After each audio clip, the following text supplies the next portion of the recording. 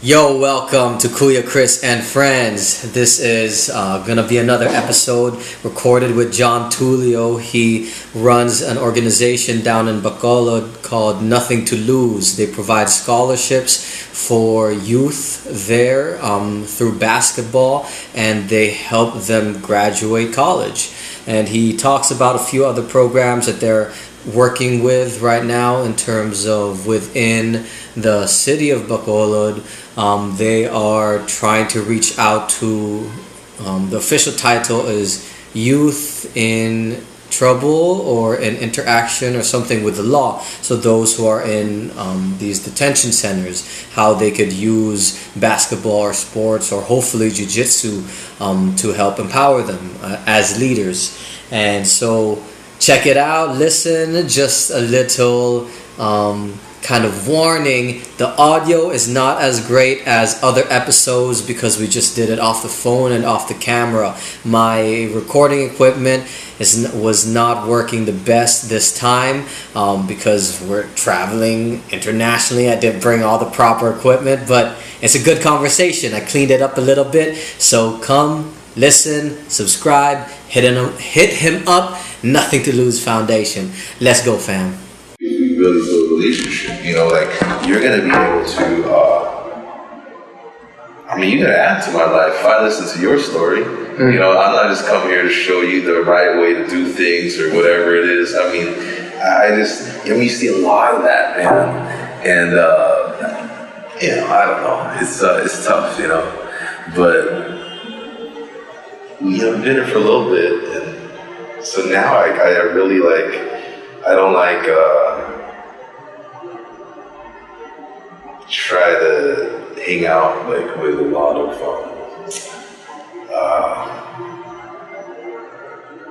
people who do a lot of church stuff and things like that, and so it kind of, because of the nature of some of what we do too is in Christian ministry, the local people or even missionaries and stuff kind of look bad on us. Really? Sometimes. Because you don't work with them? Yeah, not just we work with anybody. But I mean that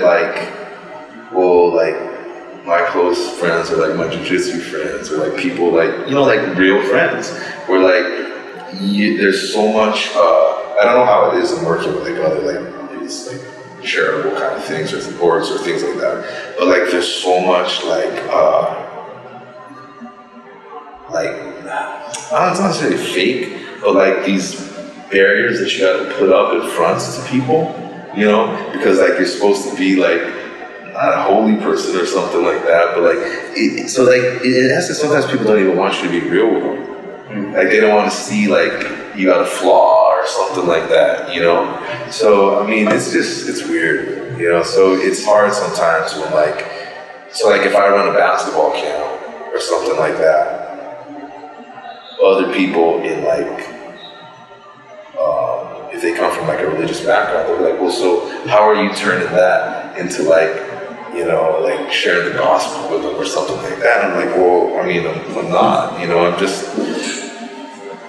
I would do that and tell people I'm going to do that if I want to do that. I'm not trying to trick somebody hey, you can do whatever you want, but hey, we're gonna have this camp or we're gonna have this thing, but at halftime, you gotta listen to what I gotta say to you. Mm-hmm. It's conditional. Yeah. So when we do a camp, I'm just well, I just want to create the best camp possible. I want to create,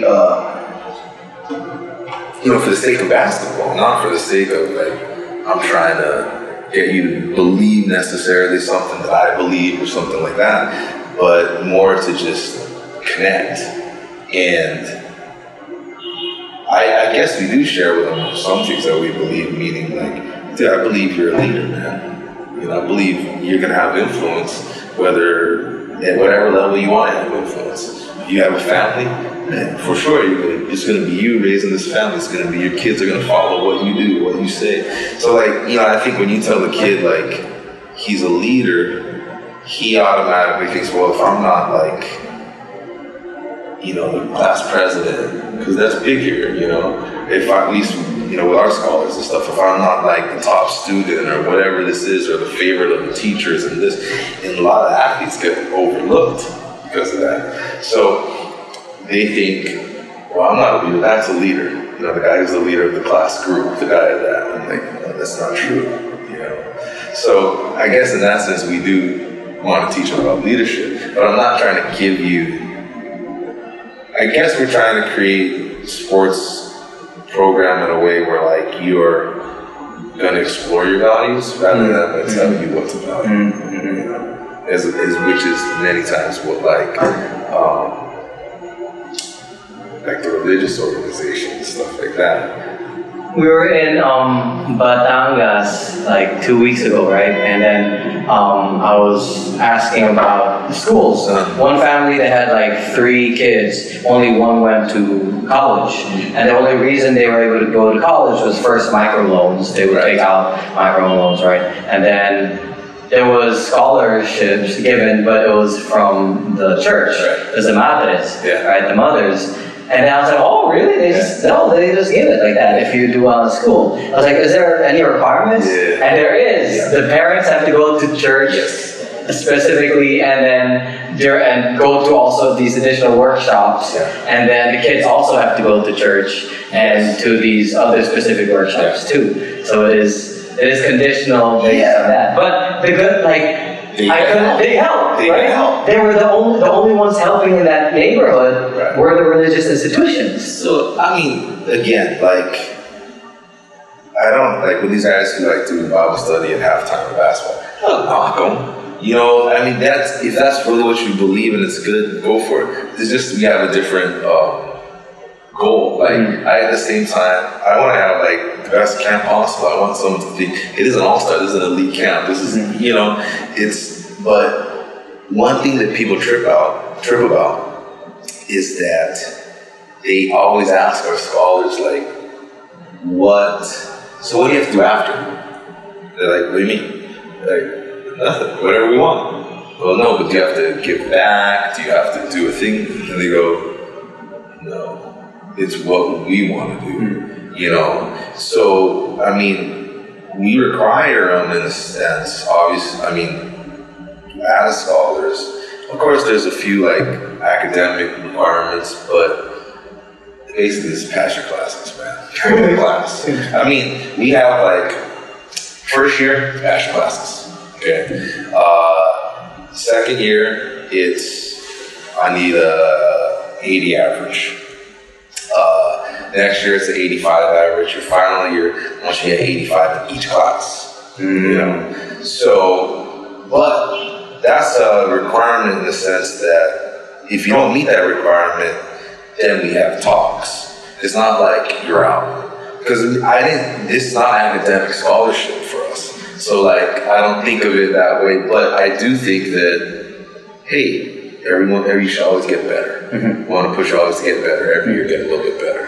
How do you choose the scholar? Wait. First, can you give just a lowdown on Nothing to Lose? Okay. Just the elevator pitch, just 3, just elevator pitch. In case one people jump in.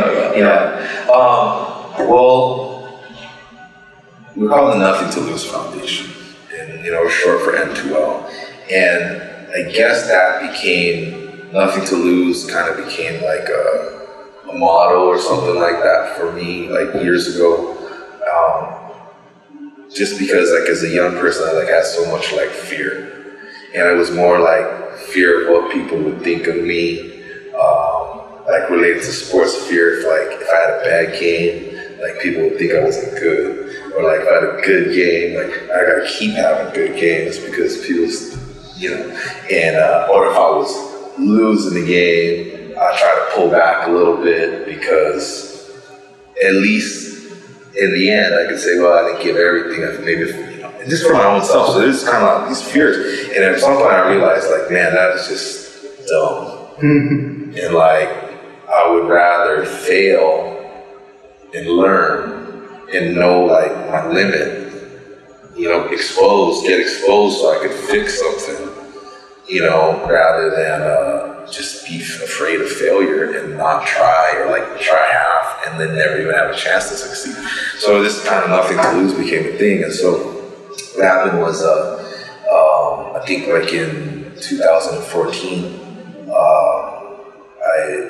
I'm from LA, but I moved up to Bacolod, California, actually, to do this Christian ministry program.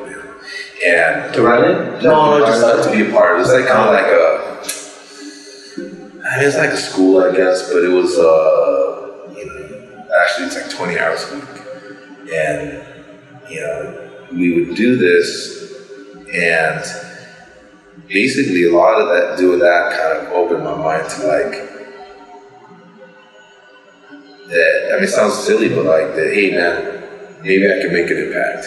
Maybe I'm not just gonna end up being like, get a job, 40 plus hours a week and like retirement, hopefully like, take some trips or something. But which is what I thought pretty much, about that 401k or whatever, So anyways, so that kind of opened my mind to that hey, maybe I can make an impact. But what happened was, when I moved up there, my buddy who lived in Palo Alto, my best friend, he had his first high school coaching job in basketball at Gun High School in Palo Alto. So we grew up together, and we played ball together, and he asked me to be his assistant. And because like I'm used to living like 6 hours or 5 hours away from him, I was like, man, dude, an hour and a half, that's nothing. I'll drive down there, a couple times a week. From Bacolod too. Yeah. So I had this chance to coach basketball with him, his freshman team. And what happened was he had coached these kids on this team, like the majority of them, since they were in like 6th grade. So like he coached them in 6th grade at their middle school. Then at 7th grade, he kept staying with them in basketball. So all the way to 8th grade, then actually he got I don't think it was meant to just stay with them into high school, but like he wanted to move into high school coaching. And the school, which that middle school fed into, Gun, they hired him as the freshman coach. Yeah. So like it was his first high school job. So I came down there and like, man, I had a blast. And I guess what I was learning like in my ministry program was really just about like trying to be like authentic, learn how to be authentic and not, put up fronts, as well as like how old were you? Encouraging. Must have been like 28 or 29. Okay, so 28 or 29, and 28, 29, and I started working with these kids, and I was just trying to put whatever I was learning in my ministry program to work with the attitude I took with these kids. So like, just trying to see the good in every kid, as opposed to like, the negative and things like that. So, and it was easy because I was an assistant coach, What happened was, we had a great time. We did pretty good in our league. And then, this actually fell. Hello, hi. Marsh. Hi, I'm Christian. Say hi. I'm good. Nice to meet you. Nice to meet you. Okay, guys, you're doing We're just doing the interview, chill, podcast, talk session, and everything. So do you want to? No, I did not feed the kids yet. I'll be back. Yeah, I guess. If you want me here. How long are you here in the Philippines?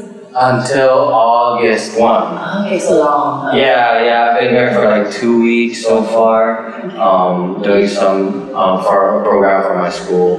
You live right there, right? Yeah, and then so just a few programs, and it's dope just to connect with John, just to also because over the years we've been talking, and I see him back over there, like, oh, what do you do? Yeah. Like all that, and then he was telling me about how you also work in the social sector. Yeah, that, and I was like, like that team. Yeah, it's a lot of fun, and we're very blessed to be able to do what we do. That's good. I mean, where are you staying here in Manila? Pasig. So it's actually not that far. His dad's Yeah, my dad's here. sister. My dad and my brother. brother. Okay. Yeah, my brother lives out here. His kids already. Good. Yes, you have family here. Good. Yeah. Ooh. This used to be actually my gimmick area. Gimmick area. Eastwood. You know what? Yeah. It would be Eastwood did this, and then I'll go up to Katipunan area because of the college. Yeah, so you're in Manila. Yeah. Okay. So, but no more. You're living in the Bay now? Yeah, I'm there in Daly City. Yeah. Right there. I love it, where it's always foggy. Yeah. But all the Filipino food is there. Yeah, it's like going to ceremonies like being at SM. It's a better though. It's not a skypack. I love ceremony more. Yeah, and it's orderly. But it's good. Yeah. So we're glad to be back in the Bay too. Early back when we saw the back and forth. Yeah, that's my goal. Well, I'm going to say for us. What do you want? So see, I don't really. Do you have any preferences? Yeah, do you? No, I'm good. I actually ate already. Okay. Well, sure. Yeah. Don't worry about me. Whatever y'all are good.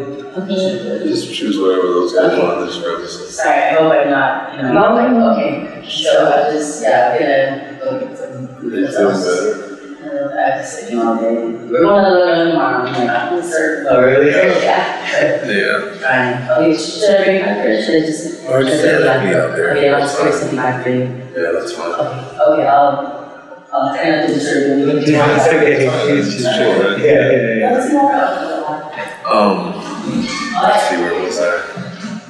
Oh, so He started coaching. Coaching. yeah, so we started coaching, and like that was the first time where like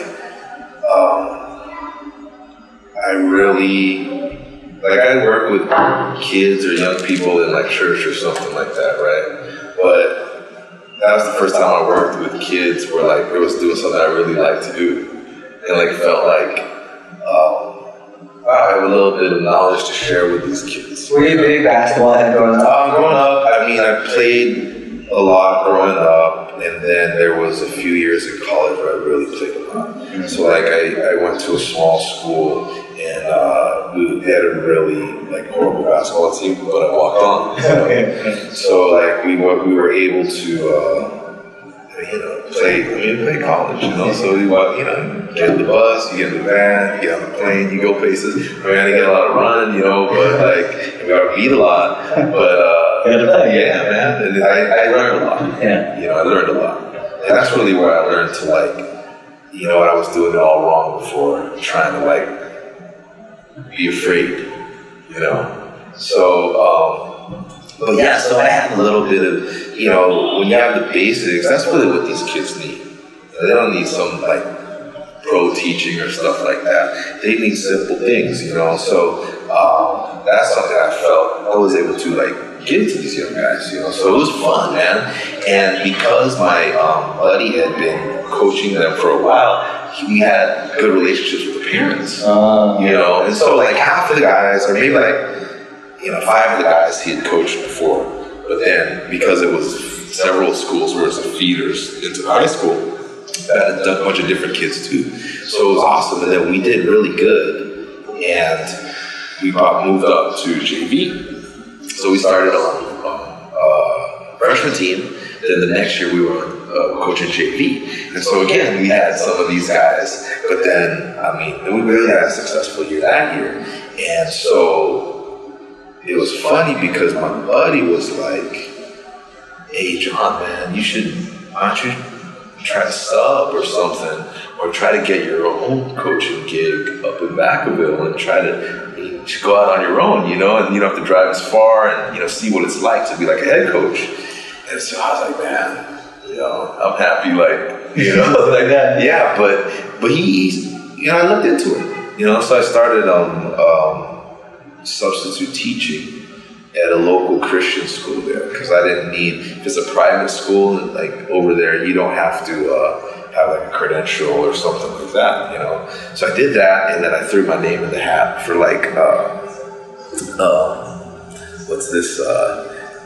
being the JV coach, right? Because I was like, this is a small school. I came from a bigger school. So you were substitute teaching classes? Yeah, classes, from K through 12. Yeah. The little kids were the craziest, But so eventually, it's a long story, but one thing led to another, and I ended up getting the job as a head coach at JV at that school.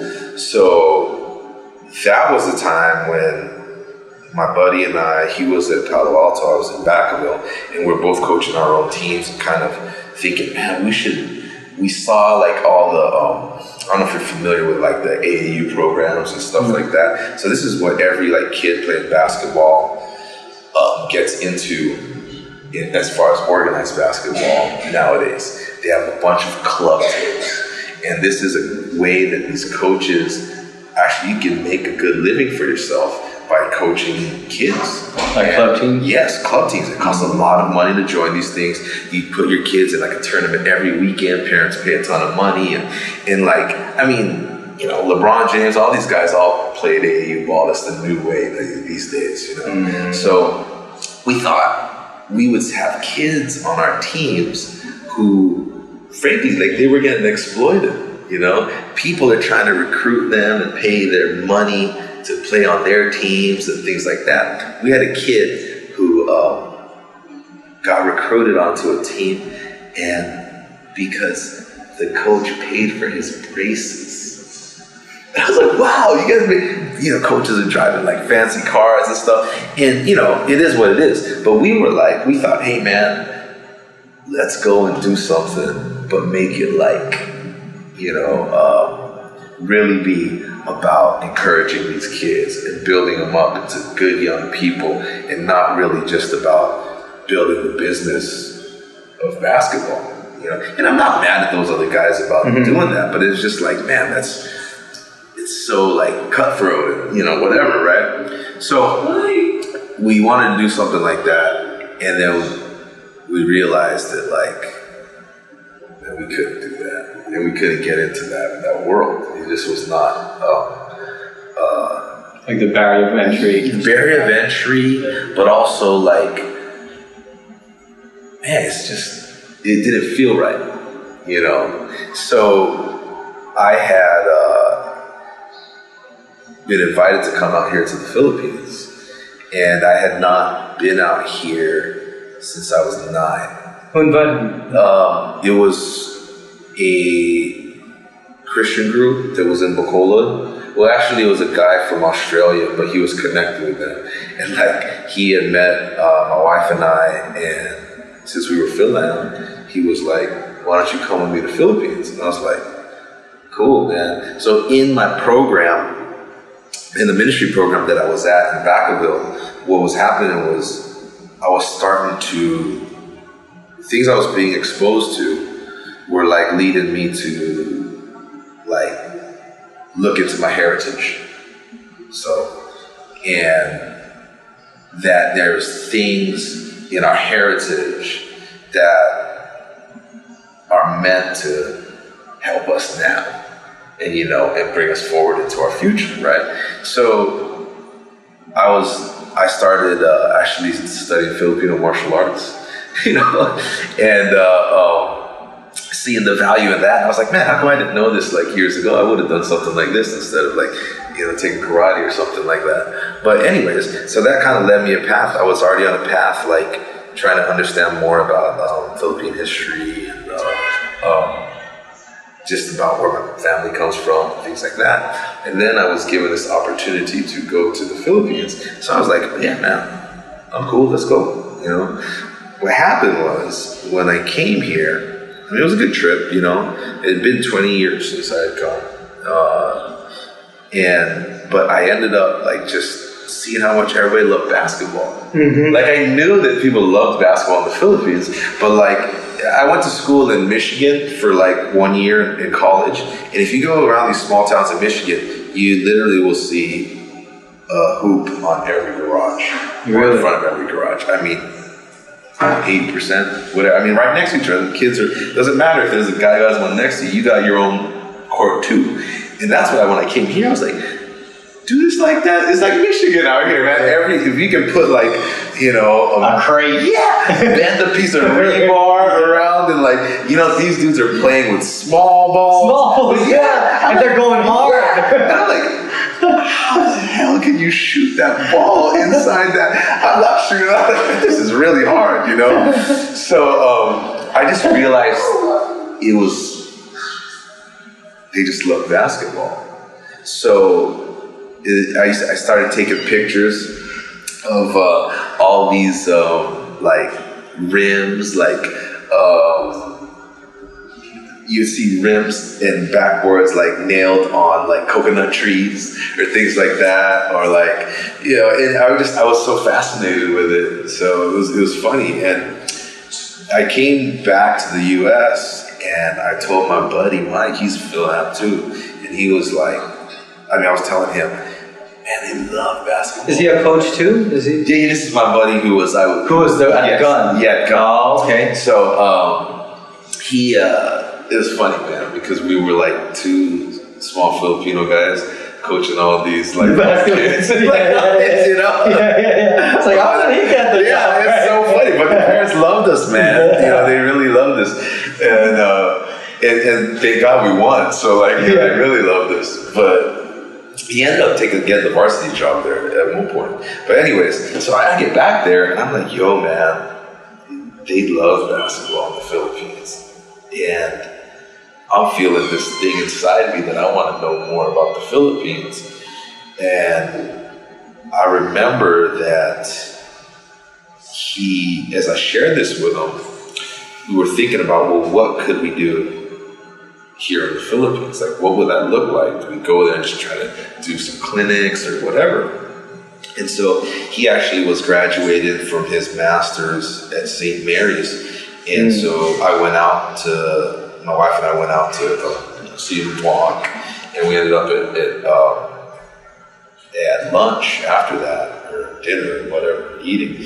And we really were like, just him and me, there was family, everybody, him and me kind of got in a corner, and we were just like, yo, let's do something. And he's like, what if we start like a foundation? And I'm like, man, that sounds good. I don't even know what a foundation is, but yeah, foundation, that sounds good. And I said, Mike, man, we can do it in the Philippines. Like, you know, the same, like, basically JV coach and just giving kids fundamentals. Man, I think kids there would eat it up. I said, the only thing is, like, I don't know anybody over there. You know, my whole family is immigrated to the U.S. And Mike, he grew up in America too. He grew up in L.A. with me. And you were born and raised? Yeah, I was born in Fresno. You know, so I was raised out there. So he had only been back once when he was like 13. So we really didn't know anything about the Philippines, but he did have family in Romblon. You know, it's just the province right above Boracay, right? So south of Batangas on the boat and then above Boracay. But he had never been there. He had been here, but he only been to Manila. He had never been there, but he's like, man, I got a ton of family out there. And I was like, let's go out there, you know? So, man, we didn't have no gear. We have nothing.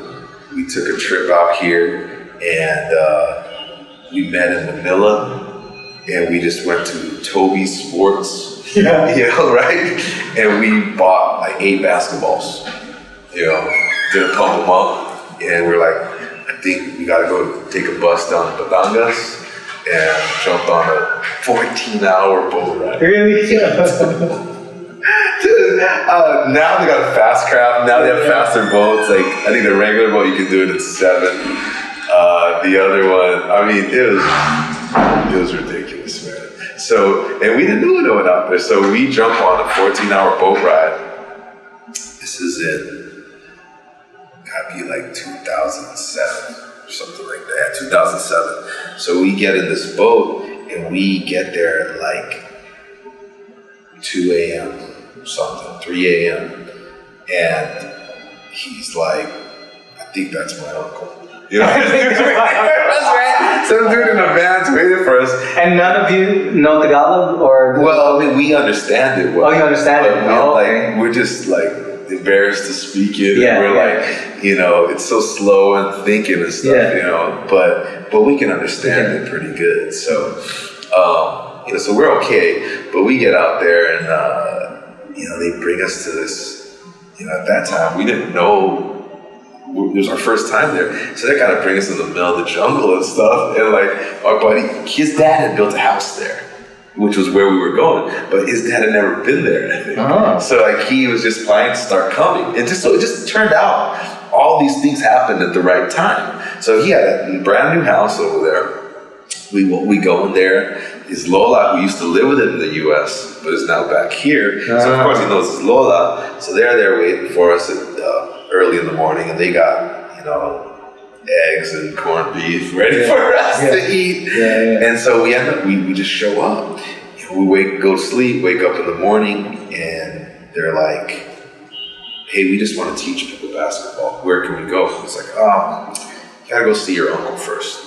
Was he a basketball guy? He's like, no, but he's an agriculture guy, but he's in a fraternity and he knows a lot of people. All right. So we roll out and see my buddy's uncle, and he says, hey, you know, the barangay, this afternoon you're just gonna go there, and whatever kids show up, you're gonna play with them and teach them, okay? But right now I'm gonna take you to the college. And at the college, one of my fraternity brothers is the sports director over there, right? So we introduce you to him and just see what happens. So we're like, all right, cool. So we end up at the college, it's a provincial college, and kind of like state college, you know. But it's, it's tough. It's a tough place. But we meet the. Like it ain't no SF State. No, let's be clear. When we talking about state college, right? State college ain't it's not a UC system. You know what I mean? No, it's rough, man. But there's a ton of people going to school because, you know, they want to go to school. They want to get that degree. Most of the kids in Romblon want to go somewhere else. So because, you know, they're on the small island and they want to at least get out of there and then maybe get out of the Philippines, you know. So, but we ended up meeting the sports director. He's the head of the physical education. Here they call it MAPE. It's like music, art, physical education. Really? So like you can end up being a band teacher, PE, you know. That's basically, you gotta learn all those things. Anyways, so he's like, hey, guess what, guys? It's funny because I think people just, I don't know if he didn't want to work because he's like, teach my class. You know what I mean? So he was like, I'm doing basketball this semester. I got 2 classes right now. Why don't you go teach my class? And we're like, cool. So we ran like 2 periods of basketball. You know, ran these guys through our normal drills, taught them man-to-man defense. Over there they play a lot of zone, and it's really about scoring and not playing defense, which was our calling card. So, you know, kids had a good time. You know, we had played with them, had fun, and, you know, it's college kids. Then, man, we got to the little kids, man. That's when I just had a blast, man. And I realized that even if you don't speak the language, right? Because what happened is, you know, you get these couple like Phil-Am guys show up with a bunch of basketballs. Kids start gathering around, and parents gather around too, and they watch because, you know, they're just chilling in the neighborhood. So they come, and they're seeing that, like, hey, this guy's really into this. This guy cares about what my kid's doing. And so we just saw that just the passion that we had bridged this gap, you know, and everyone had a really good time. And so I ended up talking to the sports director and saying, you know, hey, if we come back here next year during the American summertime, if we did like a grade 6 like basketball camp and tournament, like a 4-day camp and tournament, do you think kids would be interested? So, of course he said yes. This is one thing I learned here in the Philippines, like, you offer anything, they're gonna say yes. Yeah, I mean, you know, even if they're not sure if they want it or not, like, yeah, why not? Come out and try it, you know? So, but by the time we ended up, so we started to plan a year later that we would come back out here. We ended up doing several clinics for the local high schools. And then what ended up happening is I decided that next year it would be better to do it with high schoolers. Because we wanted to get the kids earlier, but we thought for like, if we wanted to kind of build goodwill and like have better games, more people to watch, and the kids who'd really be into basketball would be better with the high school kids.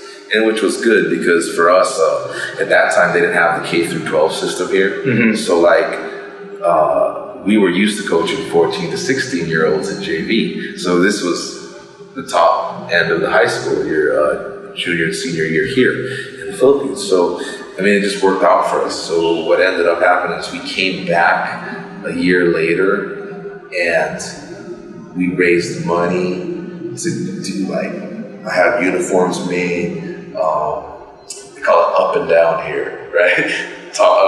Jersey and shorts. Up and down. Right. So we made the matching. we made the up and down uniforms to give to all these kids. We told the sports director at the college, ask the 7 high schools here to send their 5 best guys. Right. And let's do a town all-star camp, right? That was just so funny. But anyways, so we show up a year later with a bunch of other coaches from the U.S. because it was summer in the U.S. So we got a bunch of other guys to come out with us, even though it was the school year of here. So we had to pull kids out of school to come to this camp, and nobody knew what it was. So we had kids. Half the kids were ballers. The other half were kids that were getting rewarded for academic stuff. Like, hey, you did good. Why don't you go to this camp? You get to go out of school for a few days, and they're going to give you stuff. And some of them were administrators' kids, things like that. Yeah, so we learned, okay, this is how it works. There's favorites that get to go to these things. Yeah. So if you're not a favorite of the principal or the teachers, like, you could be one of the best guys, you might not make it, So anyways, this is what we had. And so we came out, had a blast, but one of my buddies who was with me, he came, he's a doctor, went to high school with him, he's an ER doctor, and he funded a lot of this camp, And I asked, Filipino? No, he's white. He grew up in Orange County, and we went to high school together. Play ball together? Yeah, we played ball together, but he was more of a football player, but we did play ball together. And because he had supported this whole thing, I was like, dude, you should come. You can't give money and not come to this thing. And he's like, what am I going to do? I can't play ball and stuff. It's been years, I'm a doctor, man, And I'm like, but don't you want to, if you go there, you can see what the needs are if you want to do medical mission, but at least you're there and then you can talk to people. So he's like, yeah, cool, why not? So he came out and he had this whole idea, or while he was watching all these things, he just starts talking to kids. And he's like, hey, is it cool if I start interviewing these kids? I'm like, dude, do whatever you want to do. You guys had a paper out, starts interviewing kids about their lives, right? And then he's like, hey man, what if we do some scholarships for these kids? Because at that time, I don't know where it ranks now, but Romblon used to always rank in the bottom 5 of all the provinces as far as economics and stuff like that. So a lot of kids who, don't have a way to go to college, but have all grown up believing like, hey man, I gotta go to college. That's my way that I'm gonna help my family, basically. So he starts taking all these notes, and we didn't go there with the idea of starting scholarships. It's a long way to get to our scholarships, but so. This was the 3rd year you're back? Or just the 2nd? This is the 2nd. Just the 2nd. So we went, the first time was just playing with kids, just showing up. Yeah. Second time we came specifically to do a camp. And we did not know that we were going to try to get scholarships. How many kids were at the camp? I think there was 32 kids. 32? Right. 32 kids ended up coming. And so from that, we didn't know what we were doing, but we were just like, yeah, let's do it, So we asked, how much does it cost to go to school here at the local college? And I mean, at that time, it was $120 for a semester. The whole year. For the whole year. Tuition. That doesn't include all your miscellaneous fees. I was like, $120. I'm like, we can, people will help out and raise up for that. And mind you, we don't know nothing about any kinds of scholarships and stuff like that. But we're like, okay. And so ends up, we choose like 12 kids. There's only boys at the time. And what happened was, the original question was like, how do you choose these scholars? And so basically, it came down to work ethic, applying what you're learning, and your willingness to try to communicate. So when you run like an all-star camp or invite kids who are already good at basketball, there's a couple of things that are going to happen. Nowadays, now our camp is province-wide. So we scout. We learned we didn't want to get kids who didn't really want to play come to camp. Yeah. So we do our own scouting. We have I have a local director there. He's evolved into that over 10 years. And so we have a scouting system that we go to their games and we critique them, we talk to them, But for the kids that get invited, so these guys are all the best kids from their school, their town. So you gather them from all over different small islands, different places on the island, and now they come to one spot. And they might have seen these other good guys that they're going to play against at the provincial meet or a district meet or something like that, but maybe on that one game with them. So now it's this kind of thing like, oh, I know that dude. And so you might be the best guy in your town, but who is going to rise here in this camp? How many days is the camp? It's a 5-day camp. And when you bring kind of at least in Romblon, they don't train the way they do in the US. Meaning like, you don't have, they say it's because of budget, but you don't have like 2 hours a day to practice, 6 days a week. They give you like time to practice like 2 weeks before a meet. Then if you make it to the provincial meet, they'll give you a month to practice before that. And it's not really like a varsity program where you have like regular games against other schools and things like that. You just meet at these meets, So they, what we figured out was that when you don't have a regular practice and a culture of practice, it kind of negates the role player guys because you really don't get time to develop. And so it looks more like, hey, just give the ball to the good guys, okay?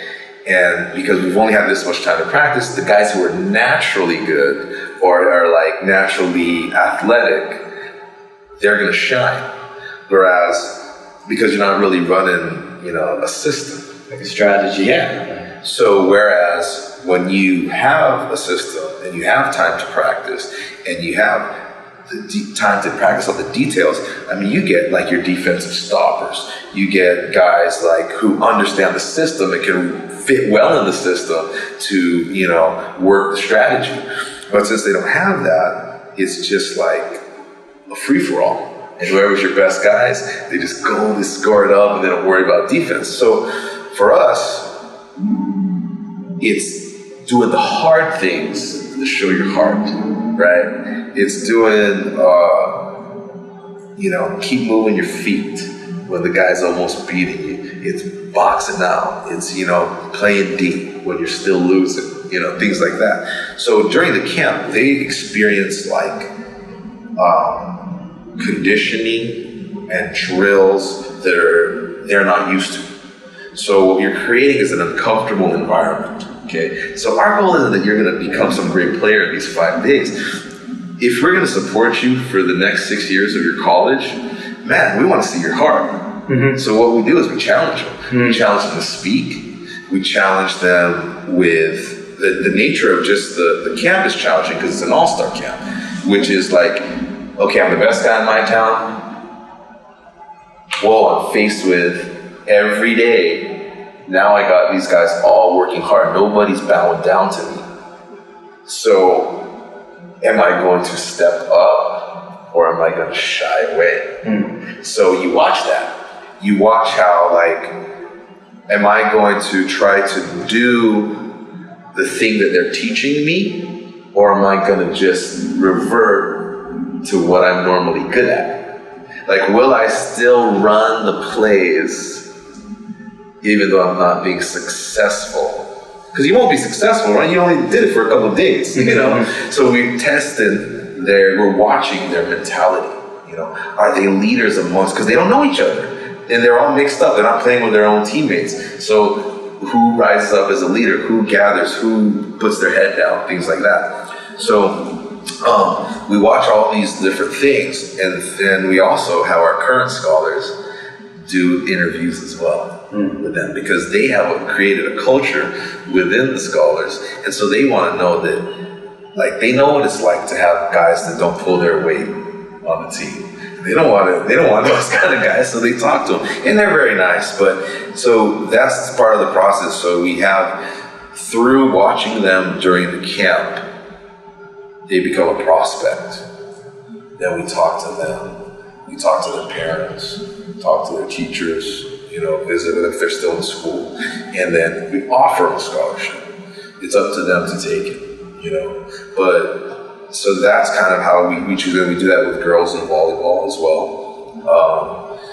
Also, we do it through, if we have community service events, our regular events, anyone's free. You don't have to be a scholar to join that. So people can join. Sometimes we get regular kids. They might have come from the camps but weren't chosen, but they just want to be involved. And that happens. We're like, 3 years later, they're still involved. And we're like, see, you're like a leader here, man. You don't even on scholarship. Yeah, you should be on scholarship. Do you want to be on scholarship? And it's not even a point where they were trying to get the scholarship, but they just wanted to be a part of what we were doing. So basically, as coaches, we have a certain, and it's a gut feeling too, And then there's also, we take, because we're nothing to lose, there's a lot of guys and girls that you'll see that, wow, they really have a lot of potential. But they are, sometimes it's because they're really good at athletes. We know they're going to be pulled in different directions. So for instance, you're really good basketball players. When they say they want to go to school, and they'll enroll in school, but there's going to be guys from different towns, from their town, who are going to want to pay them to play basketball. There's always a tournament every weekend, there's always prize money, and this is the culture in these small places. You get local imports, all the best kids you get, and you pay them, and they're going to play.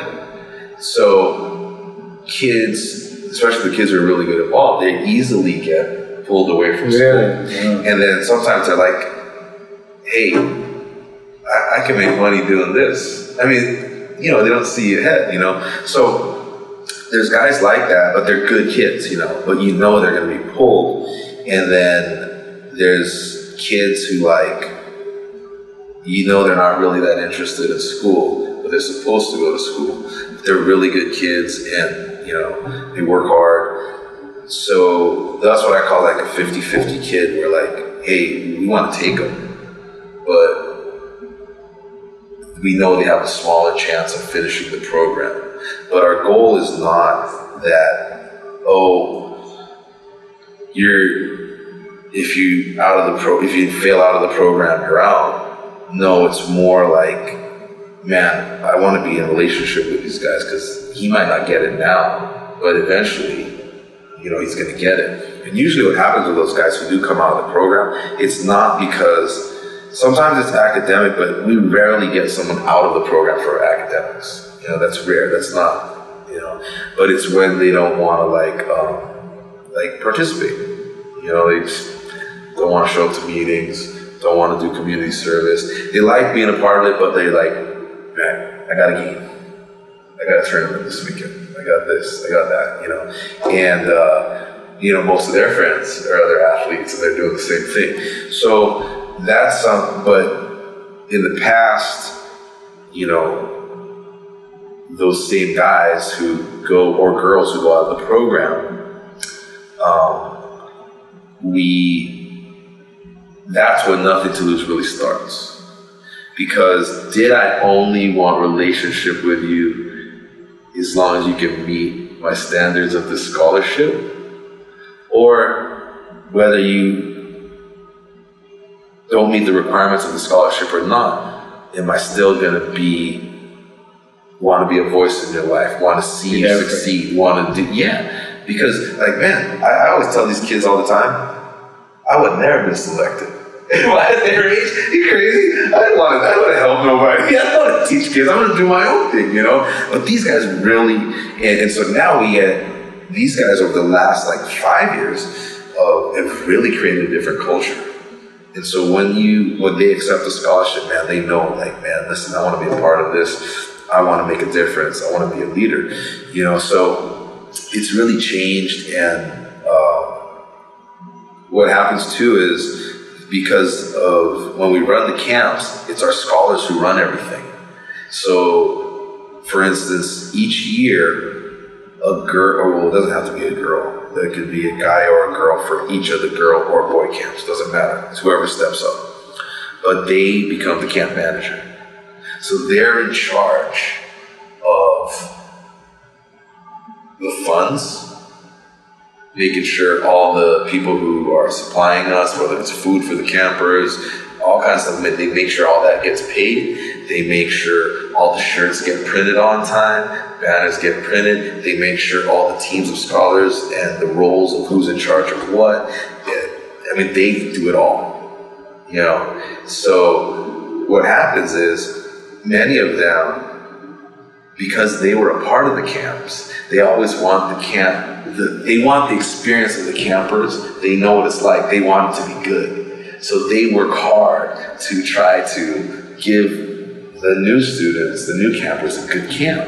So this is one way that we teach them leadership, and it's one of the challenges for them. They always say is, I didn't know if my peers or if my co-scholars would listen to me, because I'm just the same level as them, you know.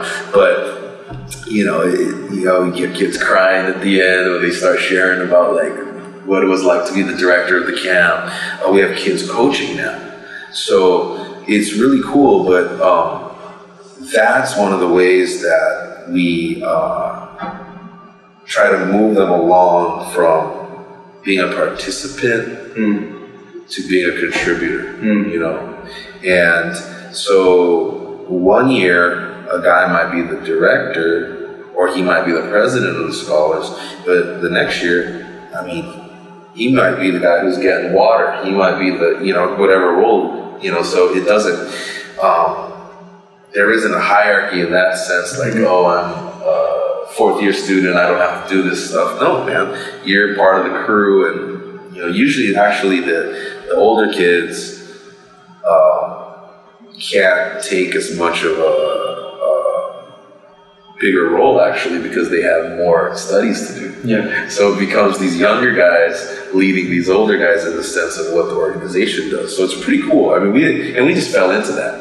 You know, we didn't like design it. It just came that way. After the prospecting of each camp, right? Is that so? Each year there's a camp, and that's when you do your prospecting for the scholars. Yes. How many scholars you usually end up getting added on each year? That's a great question. It just, whoever we feel is has it. Mm-hmm. So basically, there's times when I've taken 5, both girls and guys, and there's times when we've taken 15. You know, it's just, it's not we don't look at it as, oh, I have this quota or something like that, you know. So right now, I think we have 32 kids on scholarship. Like active, that you're going to get them through? Yeah, so some of them are finishing this year. think I have three kids graduating this year, but the other ones are first years. So what happened in these last few years is they changed from a K through 10 high school to a K through 12. So when in the previous years before they did that, we were only taking kids going to college. But what we realized was that if we do that, we won't have scholars for 2 years. And so we started taking high school kids. Man, that was one of the greatest things we ever did. And these high school kids,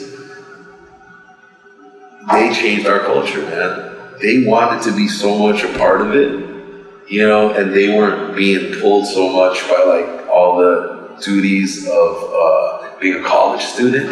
And they just, I mean, they loved teaching little kids. They loved doing the programs. They loved leading other like teens and things like that. Whereas when we only had college kids, it was a lot harder. I don't know why. You know, so these guys really changed it. And then because I think they were high school kids, parents got more involved because they were younger, and the parents changed the culture. They started inviting the kids into their homes, just to have meetings over here. Like they would want to help our director because he's a young man with a family, 30s, you know. But so the parents got more involved. You know, and so it changed. It made us really more like a family, man. It was really cool. And again, you know, when we started this, we were like a couple of guys, Phil-Am guys who didn't grow up over here. In reality, we don't know the culture, you know. A little familiar with it, but we don't know it. And we don't know what it looks like every day. You know, so we didn't know how to access the great things about the culture. That hey, man, you know, the family thing, and like how do we do that with these young kids? But we fell into it when the parents got involved, man, and it was just awesome. So, anyways, those so now what happened was we had 3 kids graduate college this last semester, but there won't be, because of this extension, yes, there won't be any, we might have 1 or 2 who stay in college a little bit longer who graduate, but we have this influx of like, you know, 25 kids who are all first year college students, but half of them have been with us for 2 years as high school students. And so, I mean, yeah, it's pretty fun, you know, so, but yeah, they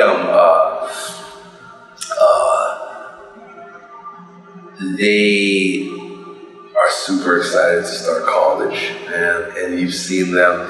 They always, I'd say every single one of them, when we asked them about their high school experience these last 2 years, they were so challenged in that, like it was these last 2 years of high school that they added on is supposed to prepare you for college. So it's a harder workload, more like group, like thesis kind of presenting kind of stuff. And so that was one of the things that they saw was really different. But yeah, so we have now, about 25 plus kids on their first year, and then we have the rest of them like finishing up either this year or the next year. So. As a scholar, you mentioned like there's community service. So like, what's the requirements? Okay. Like once you get into the program, like you accept the scholarship program and that. So basically,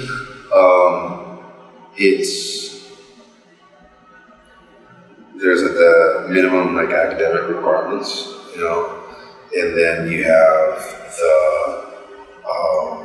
participation requirements, so like we meet every week, you know, and then there'll be community service every week, which, I mean, when they start their program, so it's the beginning of the school year, what they'll be doing now, like I'll be going there next week, or at the end of this week, and they're going to decide what programs they want to do for this first semester. In the past, it's been centered around sports that they come up with. So they will choose a barangay and they will teach kids for free every Saturday and Sunday and do both basketball and volleyball for girls and boys, and then do like leadership activities with them during the training. So they do like, I think, 2.5 hours. And so each barangay has a different group of kids assigned to it, scholars assigned to them every week. And so they rotate. So, but the other part of the community service that they do is we also have a medical division that developed, and so we have a medical director over there in Romblon. So they do like health and lifestyle programs, clinic, vitamin drive, stuff like that. So the scholars help out with that as well. When we have medical missions with foreign teams, the scholars become the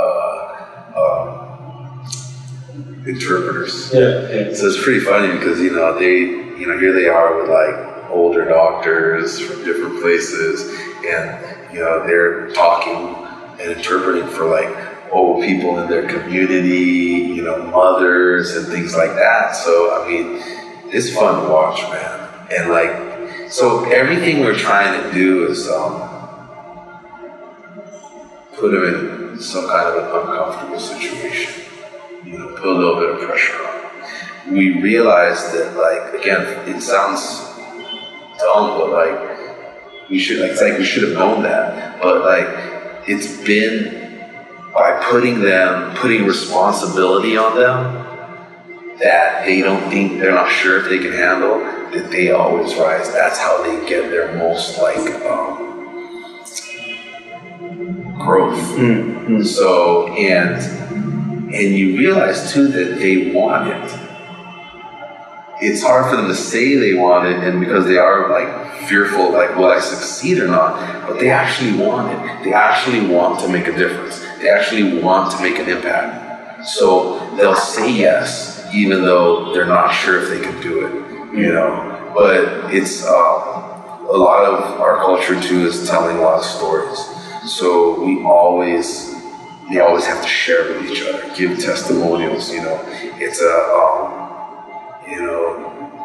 It's it's where like they get built up and encouraged by their other scholars, because they realize, because sometimes they look at these older scholars, they're like, oh man, that guy's so good at this and he knows how, and well, they'll share their stories and they're like, man, I didn't know how to do this. I still don't know how to do this. I'm worried about what I'm going to do next year. And so because they share with each other, they kind of realize they're all in it together, and that like, hey, this is normal, taking on responsibility, being unsure, that's normal.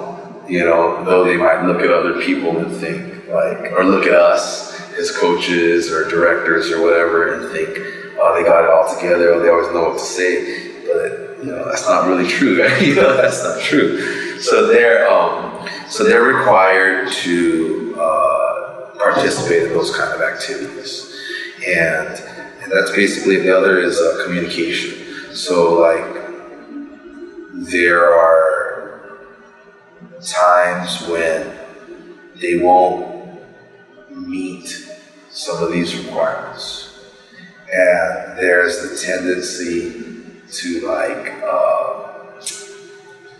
shy away, because they felt like, man, I didn't pass a class, I didn't, or I'm having trouble, or we've had in times where like I share, like some of the guys, there's like athletics draws them away, or like sports draws them away sometimes, especially if they're making money doing it. We've had a number of young girls like get pregnant, and parents want to stop school. They're embarrassed to tell us, and so like drop all communication. And like, what happened to the party? No, you gotta go to their house. You gotta go to their house, and like, oh, the parents had sent them somewhere else or something like that. And like, and then later on, you find out, and you're like, hey, listen, whenever you want to go back, this is a good thing that you have. I mean, this is a blessing, but whenever you want to go back to school, we're here for you. But like, man, it's one of the challenges. It's good now that we have a lot more girl alumni that are involved. So when we started out, we have a lot of like guy leaders and stuff, and girls, they can't really talk to us about those issues or whatever, things like that. So also our medical director is a woman, older woman, and so now we have that. So they're developing ways to talk about the things that traditionally weren't talked about. But so that communication side is a challenge that it's a requirement, but a challenge that they're required to really, especially if there are other schools that aren't close by the community, to really keep in communication, regular communication with us. Another thing is like we don't have a requirement that when they leave or they're finished with school that they give back. And so people trip out about that. Like their bosses. Like I had a guy, me and him Eastwood last couple months back, and he was saying, "Yeah, coach, man, my boss, he never believes me when I tell him about the scholarship and being a scholar." He says, "They don't want anything back from you." No, they don't. Whatever I want to give, that's what they want, And so these kids have started to like be ones who want to. They can't sponsor a full scholarship of a kid, but they'll be like, "Hey, I want to sponsor a kid. I can give this much." They're ones now starting to gather their alumni together and like, "Hey, let's do an alumni scholarship. Let's put it. We're all working now. Let's put some money together." And we didn't tell them to do these kind of things, Every year, several of them will take their vacation during the camps just to come and volunteer in the camps. I mean, they also get to go back home to where they're from. But like they try to set it up where it's around the same time where they can come. And then it's always our culture for them to come and share what's it like in the working world. What's it like, what were your thoughts when you were at this, what advice can you give to them, And it's funny because you see over the years their advice changes because they get more, I've been working for 5 years now, and it's like, guys, man, enjoy it right now, man. It's hard out there. So it's, that's we don't require them to give something back, but they always do, so I'm not, we're not worried about that, So yeah, I mean I don't know, that's pretty much it in a nutshell. How has it been as like context, Filipino American? You grew up, where did you grow up? I grew up in Glendale, Southern California. In Glendale, okay. Yeah, Southern California. You have a big mall? Yeah, Glendale, California, is there a lot. A lot of Filipinos in there too. Yeah, there's a Max's. Yeah. I haven't been there a long time, but yeah, that's the Max that we used to go to back in the day. Outside before. So Glendale, grew up in Glendale. You said you understand Tagalog, so did they speak it at home? Yeah, so my parents spoke Tagalog to each other, and then I grew up in a Filipino church, which was, my parents were super active, so all their family friends were Filipino. So what ends up happening is they all speak Tagalog to each other, even though they're from different places, So we grew up always hearing Tagalog, but there's another dialect, and you see, like for instance, when I had mom's side of that family parties, they spoke Kapampangan. So like I would hear that, but I couldn't understand it as much because I didn't hear it all the time. So we did have that. Because we were around a lot of family friends, every weekend, 2 days a week, and it was spoken in the home. But we were never required. My parents didn't speak to us in Tagalog. My parents they grew up in the United States. Basically, they came there as teenagers. Yeah. You know, after high school. So their whole working life was English. Yeah. You know, so yeah. So, but it's super helpful though in Romblon because they speak Tagalog. They have their local dialect, but like that's like town to town. Yeah. So they have to speak Tagalog. You can't just only speak your local. Yeah. So yeah, so it's very helpful. So as that, like a Phil-Am who mainly grew up, you said you only came back once. Yeah. Right before you came here. How's it been? Like, because context-wise, in terms of like you've said you've raised your 2 kids here, like predominantly here in the Philippines. How has it been like as a Balibayan? Like that's almost a really good definition of you return into the country. It is, even if you weren't born here, right? Yeah. It's when we first moved, it was super challenging because you know we're brown and we look Filipino. So you know I work with other Westerners here as well. But so the kind of leeway that people, when you're partnering with people locally, they're going to give leeway to Westerners because they obviously look different. They're like, oh, this guy's not from here, you don't know. Yeah. You know. Whereas for us, a lot of times, just because we look the same, you know, people forget that we're not from here and we don't understand the little things. You know, and when we moved here, we did a lot of like stepping on toes and like things like that. We didn't really understand like they're in a lot of not even organizations, but in communities, groups. There's a hierarchy, and when you get invited into that, even if you're invited by a leader, they have an expectation of you. But there's a hierarchy, and these other guys, if you jump that hierarchy, it threatens some people. You know, so they're like, all right, John's gonna be running this program today. And then people are like, I used to run that program. You know, like whatever, you know, and we're like, hey, I thought it was, it's from the head leader. You assume it's all good, and you didn't realize that people got offended or like whatever.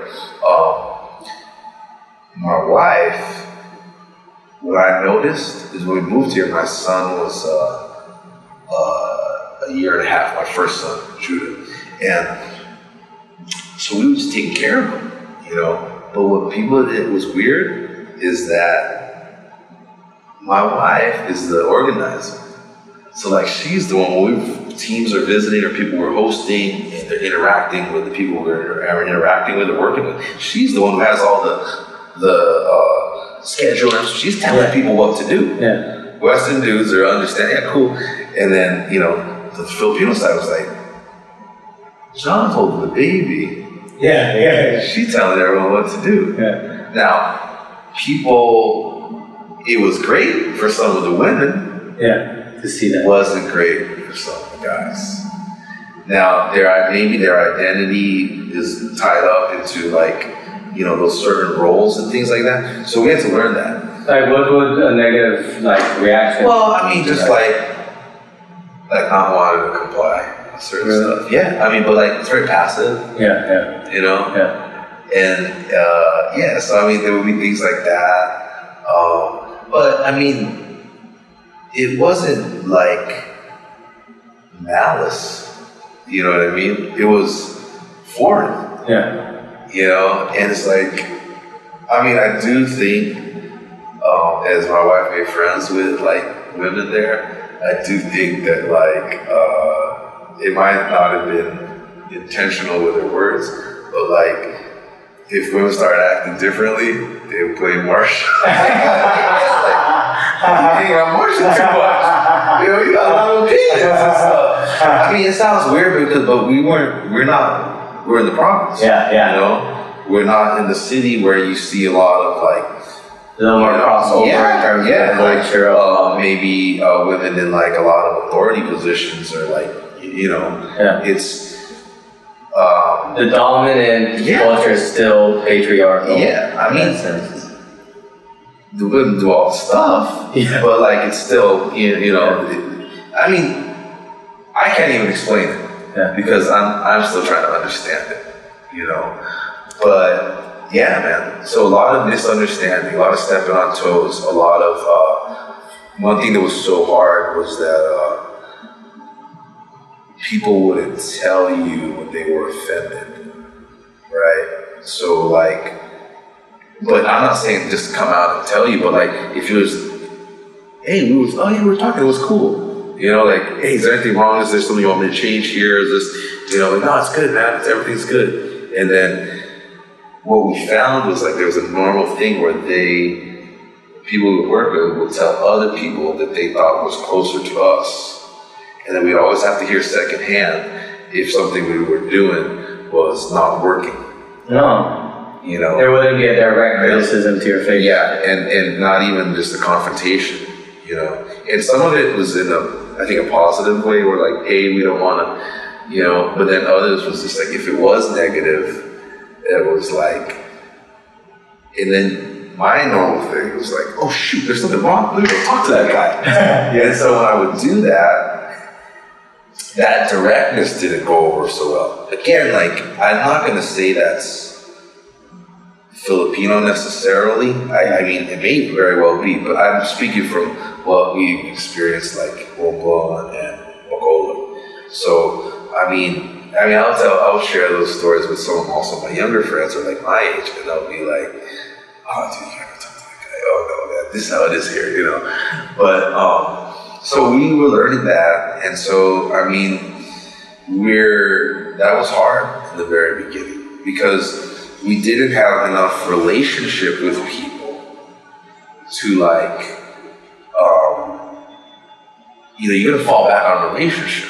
Because like, well, I know you, Chris, and I know what you're about. So like, even if I got offended or something misunderstanding, hey, I know what you're about. But when you first meet, you know, and that happens, I'm not sure what this guy's about. You know, so you don't have that relationship kind of to go back to. And then even if like, I won't talk to you right away, if you have a relationship, at some point I'm gonna talk to you. But if you don't have that relationship, like, man, that doesn't become an option. Then you start hearing it from other people, then I gotta go, you know, confront. And then, to be honest with you, like, there were times when, like, it's very, it's discouraging. You know, even for, like, you know, my partner, too, like, you know, my buddy Mike, who I started coaching with, he moved out here for 10 months. You know, and I mean, credit to him, a lot of our work in Romblon happened on all sides, even the medical side, just because he lived out there. He was like, oh, we need to start a feeding program. These kids need to eat. Talk to the doctors and stuff. Like, he was there on the ground, and even while I was in Bacolod, so he would get frustrated. And like, I had like a few years on him, so I'm like, that's how it is, bro. You know, but I told him, and he told me it was cool. Like, but look, is it cool? No, it's not cool. You gotta wait, you gotta find a way to talk to him in a way that's non-threatening or whatever it is. So we had to learn that, and I guess I don't want to generalize everyone and people are like that, but there is definitely, it's not such a direct, confrontational, you know, culture that we've experienced. And so being American, like that side, you really have to adjust. The only way though, the way that we have worked through all that, again, is just by building real relationship.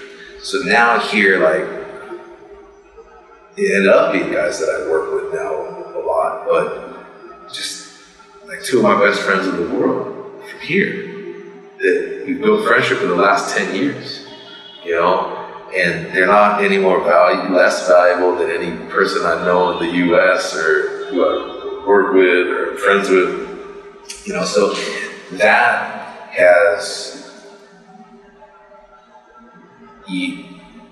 saved us, you know, being able to build real relationship with people that wasn't just based on like work or tasks or like, you know, doing good work or helping people or something like that. It was just on like finding real true friends here, you know, and those are the guys who would also help us in, you know, hey, this is how it works here, or sometimes it's like this, you know, and they would help us, you know.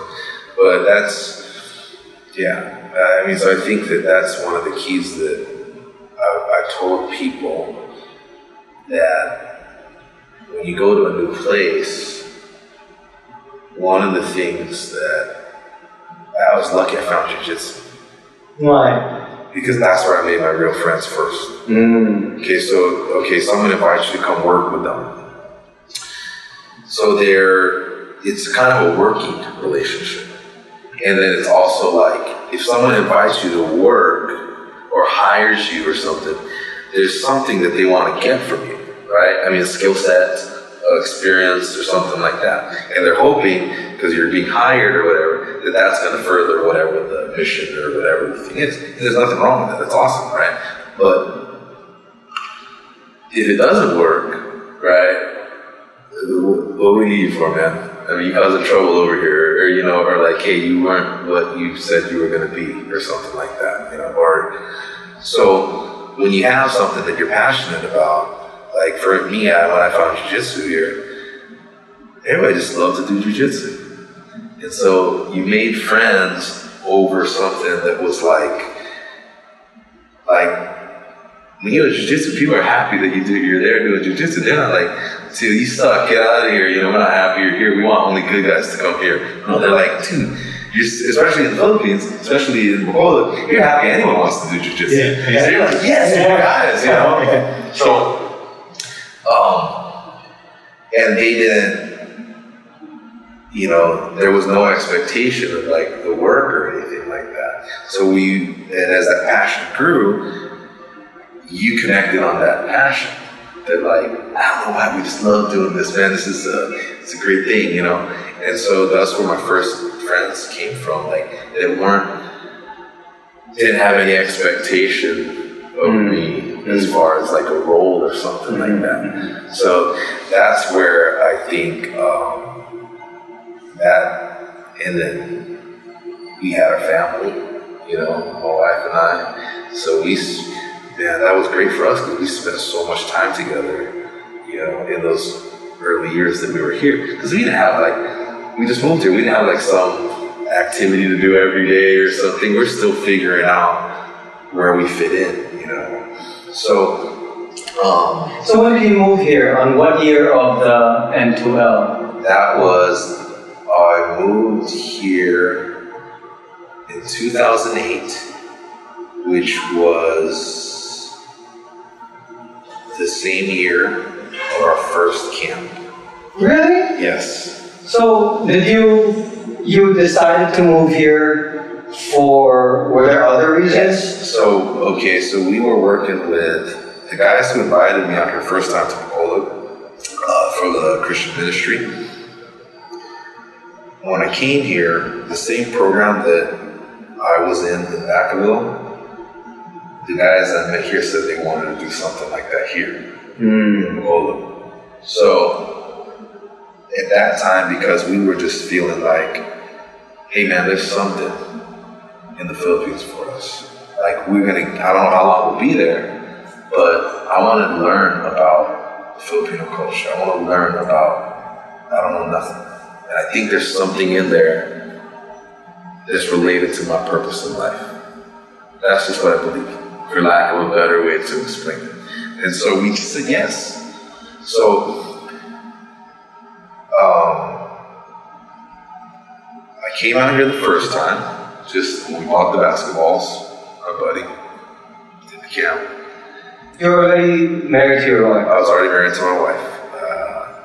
Then the second time, we did the first camp. And so the third time I came back was when I moved here. Oh, okay. Like when you decided, yeah. All right, well, we knew that we were going to come out after, the first time was offered to us. So when I came out here for the first camp, I had already started, I went to Bacolod also, brought a team to Bacolod, and we played with guys out here, because I thought I was going to do stuff in Bacolod. But it didn't happen right away. But I looked for an apartment, I looked for things when I came on that trip. But, so that third time we already moved here. So that was like the fourth time I'd ever been. I mean, since like 2009, yeah. So we moved, and that was only the second time. Yeah, it was the third time that I'd been to Bacolod. So I'd come each time I'd come, I didn't come to Bacolod. So we moved out here to fall of 2008, like September. And we had no car. So for 3 years, we learned every jeepney route. Every tricycle. So it's a funny story, man. So like, it takes a while to learn those because you need the local knowledge of where they run. That's I was just having a conversation with my dad how it's a very it's part of the culture where you need to ask. You need to learn. I took so many unplanned tours in the city. He told me to get on here. It was the other corner, right? So yeah, funny story. So when we first moved there, the people who invited us out used to take us everywhere, right? That was like the first week. And so I'm like, we adults, tricycles driving right by our house. You just get out of the corner. I see them. You just call for a wave your hand. They're gonna come pick you up, right? So, but we had no idea of like how far things were. Right? I didn't know that tricycles only had a certain place. Right? So I'm like, I'll go to SM. I don't think they go to SM, so I'll pick a place close to SM. The cathedral, right? All right. So guy comes by, right? And like, hey, and we're just like using broken Tagalog, so we didn't even speak Ilonggo at that point.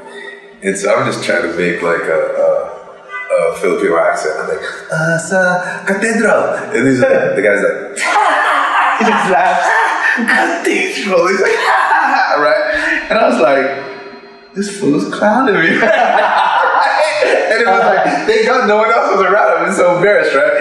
And I'm like, okay, so they don't go that far. So I'm like, I know a little closer, like the corner. I'm like, I can take us to the corner, right? I got a cab over there, you know? That was so funny because like, no one had ever in his whole life, right, asked to drive him home. Dude, it's far. It's hella far, man. So he didn't know that. Yeah. I'm trying to get to SM, man. So he just like, he had this like, he wasn't making up that laugh. He thought it was the funniest thing anybody could have ever asked him to take. He didn't expect that. And so... He even thought maybe you're clowning him. Yeah, maybe. Right? What? Yeah, right? So we learned over those next 3 years, before we got a car, and how to go. It's funny, I was driving with my friend the other day. We were going to the juvie. I was bringing him out there for the first time, and he's a white dude from Huntington Beach, right? Yeah, he's been living there maybe 6 years in Bacolod. His wife's from there, so he lives out there. And he was like, "Man, I've never been down the street." I mean, he drives over there, and he's like, "No, how come I've never been down the street? My wife never takes me anywhere, man." And I'm like, "Dude, I know all the back ways. Man. When you ride enough cabs, jeepneys, and all these things, you know all the little back ways and like which ways not to go and stuff. I mean, I don't know Manila, but Bacolod are pretty good. But yeah, so like that, it was crazy. I used to be so fearful still that like people would cheat me. Yeah. So like I would. If I spoke Ilonggo to someone, then they think I spoke Ilonggo, and they would blast me with all this Ilonggo. They're like, right? And so we would be riding on the jeepneys, and my son, he was only a year and a half, but he would talk like crazy, and like, in Ilonggo? Yeah, in English. In English. So people thought it was so hilarious that there's this little kid speaking English. It looks so proud. Yes. And I would always say, "Hey, be quiet. I don't want, people trying to cheat us or something like this. It's a silly fear. Yeah. But it's what you're told by every Filipino American mom. Yes. Right? It's the stereotype that's consistently pushed. Yes. But you don't know that like. Hey, people are just regular people. They want to help you. Come here. I mean, there's people are so kind. Especially here. If you don't know where something is, like I don't know where to get a drink of water or something, a kid will go get it for you. you know, and then hey, just give him the money after, like, you know, and he's not trying to cheat you, and he maybe wants me to give him extra money. No, he just like, this fool don't know what he's doing. Like, you do it, you do it for someone, but you don't. You think people are trying to like get over on you, and you know, frankly, I mean, some people are, you know, but that's because of poverty. Yes, right. And it's not like, I mean, I know, like, I'm not on vacation here, so, like, I should be watching my money better. But I'm like, I'm gonna haggle this dude for 5-10 pesos? I mean, I'm gonna haggle him for that? You know, and be mad that he I mean, cool. There's also another guy who's gonna give me a deal. You know, so it's all gonna even out. I'm not gonna sweat nobody. Hey, you know, if it really is, if you're being dishonest, hey, I don't necessarily believe in karma or whatever, but I'm like, hey, what goes around comes around, you know, so whatever, man, I'm good. But these guys, we had friends that would help us amidst all those early years also of like just figuring stuff out on our own. Like, you know, we met people who had kids the same age. When we really started meeting different kinds of people was when my kid started going to school. Really? That's how we met a lot of people. Before, we just had a small circle of friends. Now, man, like, it's just, I mean, we're 10 years in, but like, you know, I know a lot of people in Bacolod. You know, I don't know a lot of people in Romblon, but I don't know so many in Manila. But I mean, it was jiu-jitsu too. In Manila, all the guys that I knew in Manila that I hung out with was from jiu-jitsu. You know, because I don't know, man. My wife thinks I talk about jiu-jitsu too. But like, it's a different world. They wouldn't get into it. You know, and people are just happy to see you. Yeah. You know, if they haven't seen you in a while, they see you like, yo, man, where you? You know, and so we've made our closest friends here in Manila just moved to Australia, and we've been friends with them. Shout out to Jim. That you used to go. That you go to here in Manila. Jim? Yeah, what Jim? Oh yeah. So I used to go to KMA in Legazpi. Is that the one led by that one white dude who was like reading campus? Yeah, there. Yes, yeah. So he's like the lead in. He does all the tournaments, organizing and things like that. So my buddy Casey is from out there, or was training at his gym. They recently moved to Australia, but yeah, man, they were, I mean, so kind to us. Yeah. And it's a nice gym. Yeah, it is a nice gym. I visited there once in like 2015, and that Stephen guy wrist locked me like all 6 times. He smashed me. I mean, he's funny, man. And he looks like this old dude. Yeah, he's a beast, man. That guy's a beast. He goes and competes at like the worlds and stuff at like seniors, whatever. He wins over there against the Brazilian guys, man. I mean, he's just a tough, crazy dude. Yeah. But he's really nice though. I mean, like, to be honest with you, man, like, he hurt me a couple times, man. Like, but he was always so kind to me. Like, hey, how's these guys doing? He goes hard. Yeah, but when he gets to submissions, bro. He would. He submitted me a couple times, real quick, and then the next time he submitted me, I tapped. He just let go, but we didn't start over again. He's like, nah, John, come on, you gotta get out of here, you know, whatever. I tapped him or something, like, all right, tap. Wait, we didn't start again. He's like, okay, we'll start from here. And it was just like a whole round of like beatings and stuff. And but he, I mean, people always got things to say about people. Yeah. You know? And then in the tournament scene, when like you're the organizer, and if people have problems with how you run it and things like that, you know, people say stuff.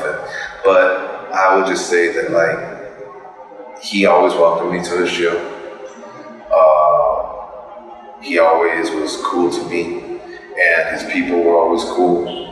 Another place I used to train, I think he went there too, at Metro Walk. Ultimate Fitness. Ultimate Fitness, yeah. So I had a couple friends from Bacolod who were on the team over there at one point, and so those guys always welcomed me over there, and then I've trained around in several different places here, but those are the places that I trained at a lot because it was like one was my homie was there, and the other one was super close to the house where my parents were at the time. So, and then doing the comps here in Manila, met a lot of people through that too. But yeah, man, I mean, I think if you have, it doesn't have to be jiu-jitsu, obviously, but like if you have something like that you're passionate about, that you can find connection with other people, like outside of like the work that you're doing or whatever it is, I think that's really important because that's, it's not like I have to force a relationship or, hey, I'm working with this person, I need to get to know him or something like that. Those are the relationships where like, just because you connect and you have similar values and same passion, that you build these, you can build a community around that, and so that's what we have. I mean, honestly, in our jiu-jitsu school. So now, like, when I first came here, like before we met, I never did jiu-jitsu before I came here. Oh, so you started in the Philippines? In the Philippines. Oh. Cool story. You just shout out my first coach, Chester. Bacolod, man. He's in Dubai right now, and he's one of the purple belts over there smashing all the black belts, Really? So dude, listen, this dude was doing Filipino dude. He was doing this jiu-jitsu for like probably 10 years when I met him. Okay, from a book, and then he would just get his friends. And like, come on, and like he went through so many different groups of friends that he would just use them as like, oh my god, and like he got good. Yeah. And he's also a national athlete and talented, but he was the only guy in Bacolod who people wanted to fight and do MMA, but he was just like, jiu-jitsu's awesome. And he would always try to get his really good friends to do it, and they'd be like, I'll just give you one of these, and it's like, all right. He would do like, all right, go ahead. Let's square off. You try to hit me as hard as you can, man. Just come on, let's go, and move around a little bit, and like take them down, and like he just had to prove to them so they would train with him, And my best friend here, Jojo, now, and he's my business partner in our little jiu-jitsu school for kids. He was my friend Chester's really good friend, but he never wanted to do jiu-jitsu. He was like, I don't want another guy grabbing me up and stuff like that, right? It's like, he's getting one of these, right? And so I guess they were out drinking one night, and he had some bet. He's like, if I win the bet, you got to do jiu-jitsu. And he's like, all right. So he loses the bet. So the next day, he's like, calls him up the next day. You said, come train. So he mounts him. He says, all I want you to do is get out of the mount. And so he's like, can't get out. Slapped on the face. Can't get out of the mount, right? Trying everything. Slap on the face. So he said in his mind, Jojo, my best friend out here, he goes, this was a time when he was getting into a lot of fights and bars and stuff. And he was like, what if some little dude gets on top of me like this? It's over for me. That was his first just thought. So he started doing jiu-jitsu, and I met those guys when Jojo was a year in. And so I found him on YouTube. Really? I just did Bacolod Jiu-Jitsu. Why did you look up jiu-jitsu? Okay, I looked up jiu-jitsu because my friend who was introducing me to Filipino martial arts, his background was with Filipino martial arts was, arnis and stick and blade. It was Jeet Kune Do. So when he was learning Jeet Kune Do, they did all the ranges and they did some jiu-jitsu. And so he was trying to teach us jiu-jitsu too, or like just ground. And I was like, I actually just wanted to throw hands. But he was like, no, you gotta do everything, try everything. So we're gonna do stick, we're gonna do all this, right? So then he gets me to watching UFC, right? And I'm watching it, and then BJ Penn comes on or something like that, right? And someone I was watching thought he was Filipino. So they're like, he's Filipino, he's one of the best guys. So I'm like, I'm a fan. He's Filipino, I'm a fan. What? He's a jiu-jitsu guy? Okay, maybe I should, because I had seen Hoist back in the day, right? But I was always like, to Mike Tyson, knock him out one punch, right? Yeah. So anyways, that's just that stupid idea that like BJ Penn was Filipino. That I'm gonna like jiu-jitsu, right? So in Bacolod, there was no jiu-jitsu. So I actually took a judo class at college. I re-enrolled in college just to try to get some learn, right? No. So when I noticed coming to the Philippines, I was like, wow, I'm gonna have time on my hands. I wonder if there was jiu-jitsu there. Because I always wanted to learn this jiu-jitsu. I had met Darren because his partner before, Mike, you know Mike Serapio? No. Filipino guy, he might have been gone already when you came out up there. But anyways, they're childhood friends, him and Darren. And, so he used to be a part of the gym as well. And so when they had their opening, we came out there just to support Mike. And well, you knew Mike? I knew Mike, yeah. I knew Darren's friend. So that's how I met him. And so I knew that he was doing jiu-jitsu. So once I started jiu-jitsu in Bacolod, when I came back, every time when I go back, I go to FTCC. So that's the connection. So I didn't know nothing, man. So I go out here, and these guys are just no gi, no aggies. Because when he has gis, it's hot, and so... I don't know why we do gis here, man. For real. You know what? Because it's cool to wear the... It's cool to wear it. You gotta do it. You gotta do it. But oh my God, fam. Gotta do the no-gi, man. But so that was it, man. I just... And so my buddy Chester, man, we became really close. And then Jojo, we became really close. And Jojo and I became friends in a different way because he had kids too. He had a daughter the same age as my son, and he's married. So we was able to get our families together, whereas my buddy Chester at that time, he wasn't married. And so I can't be hanging out with you all the time, right? You're single. So, me and my buddy Jojo really connected because we both had families. And so, but it was really through jiu-jitsu that I met so many people, met my close friends. And then at one point, as my kids got older, I was like, man, there's no jiu-jitsu class for kids. So I was like, well, I'll try to teach. If I can tell these other guys here at jiu-jitsu who have kids to bring their kids, they can train with my kids, and I'll pull on the side. Now, I don't have experience in teaching jiu-jitsu, but I have a lot of experience with kids, like basketball and stuff like that. So I know how to be lively and fun. So it ended up where,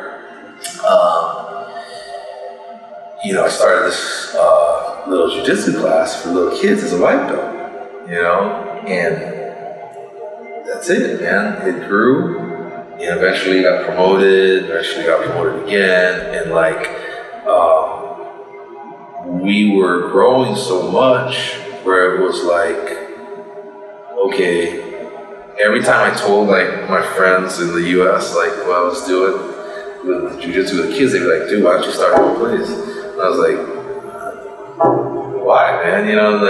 I'm just blue belt, what am I gonna do, right? But when I really realized that after 5, 6 people tell you, you're like, maybe someone's trying to tell me something, Yeah. So I talked to my buddy and I said, hey, you want to give this a go? And so we decided to rent a little small place. It all worked out. Bought some mats, and we've been doing great ever since. So we have. How many years in these? 2015 is when we started. We were both blue belts at that time, and now we're purple belts. But we did a PE program. We did we go to schools, talk about bullying and stuff like that. And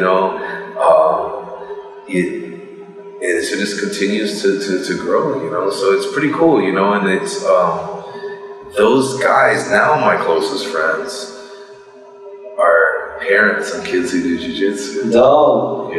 So we have our own little community there too, and it's not exclusive, but it just everyone wants to hang out.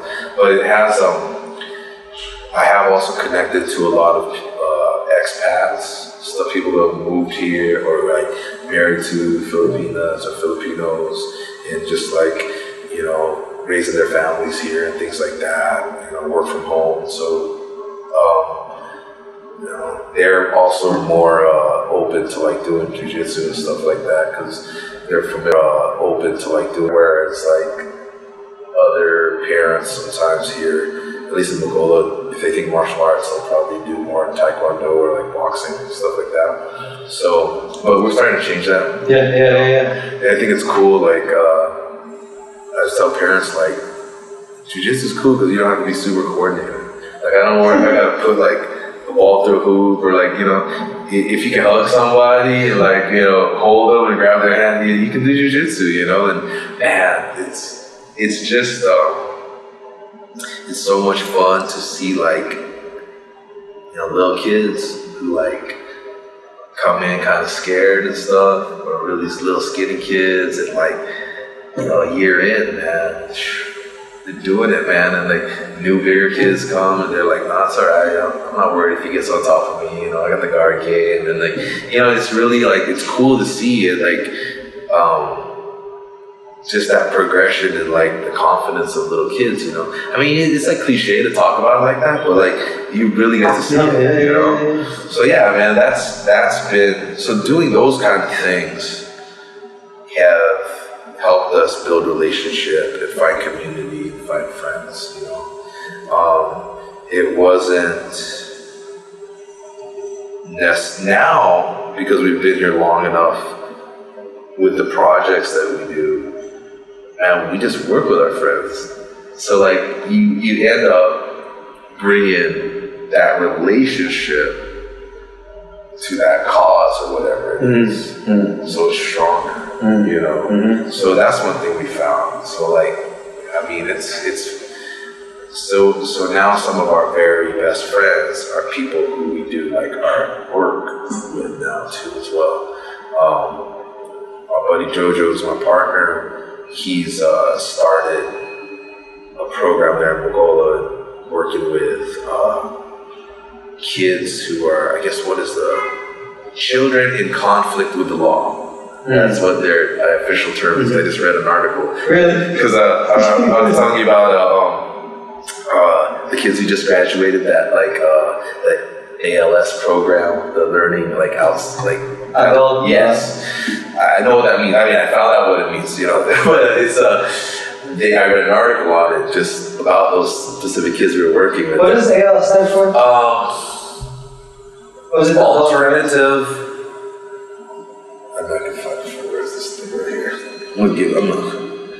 Is this what you were talking to me about the other day? Yes. In terms of those so like, if you're off the street, or if you're older, you know, when they did this thing with like, where they was rounding up all the kids, when there's an event going to so those guys, they still want to give them a chance to learn, but I mean, it's not. Some of them, it's so you have 15-year-old kids just finishing the elementary stuff. You know, there's an elementary part, and there's a high school as well. So it is, alternative learning system accreditation and equivalency. So it's alternative learning system. It's almost like a GRE. Yes. So, and then the kids that I guess how they call them in Bacolod is children in conflict with the law. You know, those are the guys who. So there is what I guess we would consider like a juvenile hall for like minors and stuff like that. Kids who have cases, and I mean it's supposed to be a processing place, but one of the kids who's 18 now. He's being transferred out to what they call the rehab. He's been there for 2 years. So basically it's a waiting trial, and then after trial, and then further. Yeah. So it's I mean, I when we moved there, I didn't even know this place existed, and I didn't know what it was all about. But it's really, I mean, I've been to like a prison visit once, like in Bacolod and stuff, you know. But I mean, this is like, I've been in the prison here as well, in jail, and it's rough, man. I mean, like they don't have a lot of stuff. I mean, it's not like nice buildings and stuff like that. Their bathrooms are horrible, you know. They're better now, but when I first went there, I mean, like even the facilities of like the administration working. I mean, how it is, you know. So it's tough, man.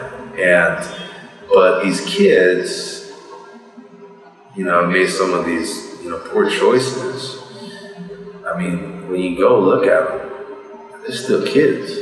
You know, when we go there, it's different because they'll respond to us because we're going to play games with them. And, you know, we're positive with them. You know, we're not the ones telling them what to do and where to go and all those things, you know. So they don't give us a hard time, you know.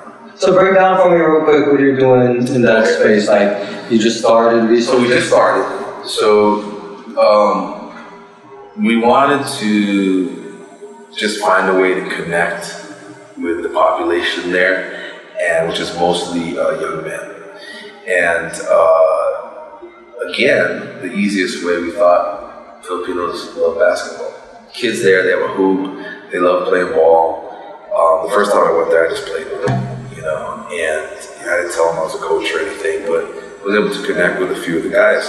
And so we had this idea that if we can have some interaction with them, maybe we can start to understand what their real needs are, you know. And so we started, we put together a 3-on-3 basketball tournament. We go there once a week, we organize them into teams, and they play. So, just like context, these are kids under 18 who have been like arrested, yes, but they haven't been like fully like charged or even decided upon. So they've been arrested for different crimes, and they are either awaiting a trial date or sentencing or processing after sentencing. And in the past, it was a place where they would also bring kids off the street, round them up, and bring them over there. So, but mainly now it's kids who have cases against them. So they are minors, so they don't go to the regular jail. But I think if they've gone through that program, there's a rehabilitation after that on a different island, and it's geared to these guys for hopefully they'll be able to go to school after that.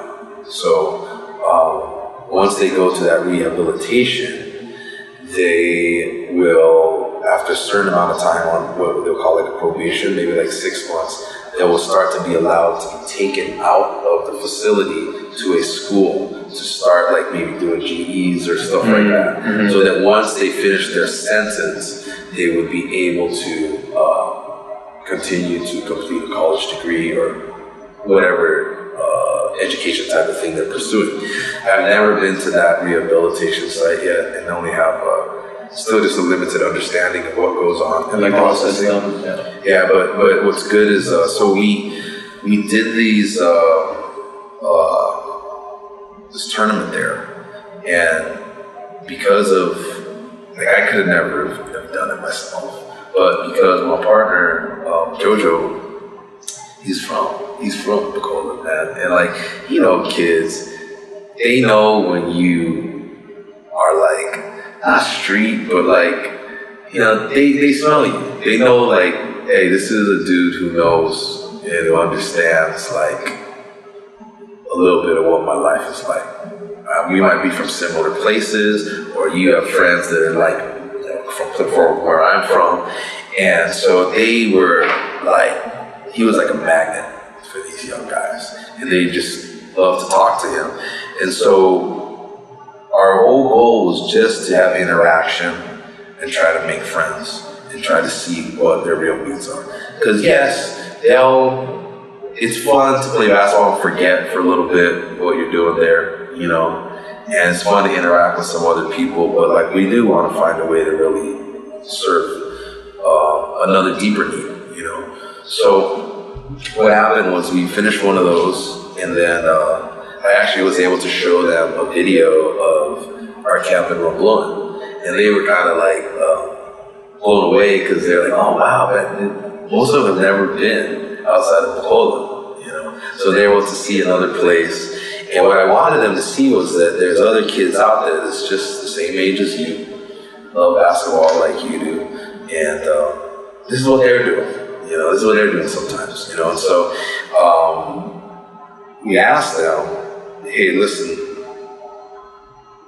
if we come back and do this again, do you want to train like these guys, or do you just want to play? Because we don't want to force you to train if you guys don't want to train.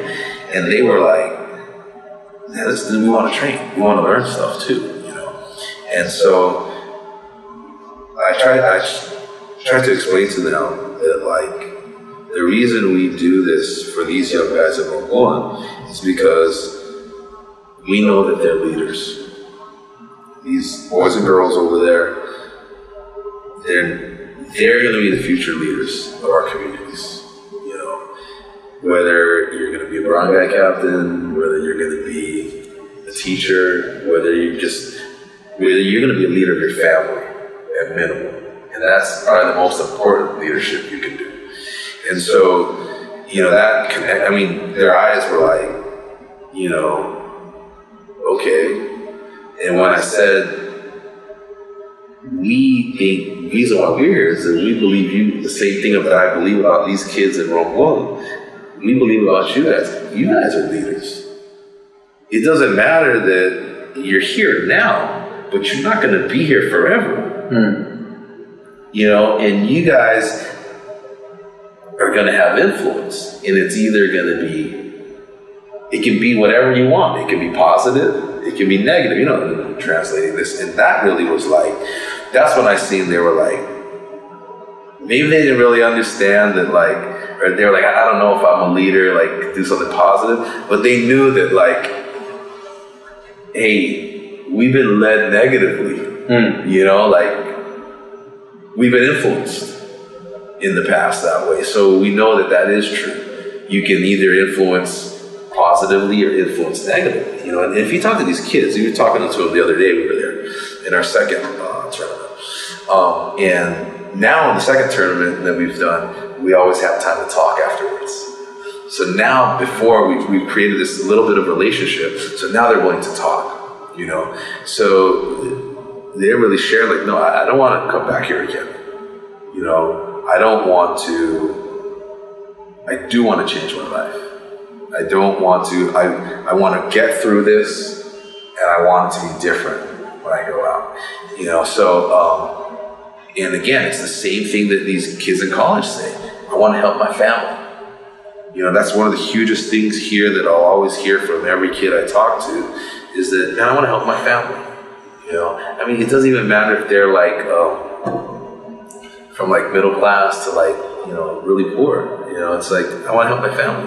You know, so that's, these kids have, if they're locked up, they still have that same thing. I hope someday, if I can change, or if I can have a different path, that I can help my family. You know, so we've connected with a few kids over there that are now being processed to the rehabilitation. And I'm hoping that we can do scholarships for them as well. So we're looking into what it looks like to do visitations over at that place. How to, like, stay connected to them while they're going through either the probation or the classes when they're allowed to leave the facility and go to school. the same issues or themes that we talk about with our scholars in Romblon, like about their dreams, about their passions, about their, their vision, where they see themselves. We want to talk about those same things with these guys, even though they're still locked up or whatever it is. We don't want to just be limited to like kids in college. We want to continue to do that, but we want to help these guys out. So we're exploring what that looks like now. And it's pretty exciting just because I never imagined that, and I never imagined that. I mean, it sounds silly, but that these kids would respond to something that we do. I didn't know that. I mean, when I say it, it sounds silly, but they got the same dreams, man. Mm-hmm. They got the same dreams, the same hopes, and the same way a kid who's coming out of high school gets excited about a chance to have a scholarship or to progress, they're going to get excited about that too. So that's the one thing I'm hoping to, that it develops in a similar fashion where we can really, when I say that, I mean make connection. It's not just, hey, we pay for your school, or hey, you're a part of the program or something like that. I want to, these same kids that I go out, and have beers with now that they're working and stuff like that here, right here. I hope that's what happens with these guys someday. That hey man, we know each other. So that's one of the things I hope, and at least, and not necessarily, I don't even think about that from my side because I'm not even the main guy in that program now. It's my buddy Jojo, but he has a heart for that. The other thing that we're doing in Bacolod right now is my buddy Jojo, he's started an end-to-end partnership with another organization out there, and their mission is for street people, kids who are homeless or choose to live on the streets. I'd say 95% of the adults and the kids in this, who these guys serve, are all sniff and glue rugby. So we're starting to learn about that. They say that, it's really accessible, this rugby stuff. It's not a solvent. I think it's it's like the glue for shoes. Yeah, right? They use it to fix shoes and things like that. It's really strong. They put it in a water bottle or something like that and keep it with them. The fumes build up and they sniff that. And they say that part of the reason is it stops your hunger, But we just started this program probably maybe 6 weeks. And these kids, we started with basketball as well. So these kids get kind of rounded up by the organization that we're working with. They all know them. What happens is actually, what the organization does is they have a facility, a home, that they've made available for anyone to register to be a member of the program. And what that allows you to do is it allows you a place to take a bath and to wash your clothes. They provide you initially with toiletries and soap, but you're supposed to bring your own. And maybe every quarter if they have donations, they'll give you some. But they provide this place for you. They also provide a place where you can do that ALS program. So where if you want to study, you can do that there. They have programs like that. They have kind of motherhood support, like stuff like that. Because there's a lot of like, I mean, you would know probably. Yeah, you see all these moms on the street carrying babies and stuff like that. So they do that as well. If you have food, there's a place you can cook it there, you know, because I mean, you can't cook on the street, you know, you don't have no place to cook.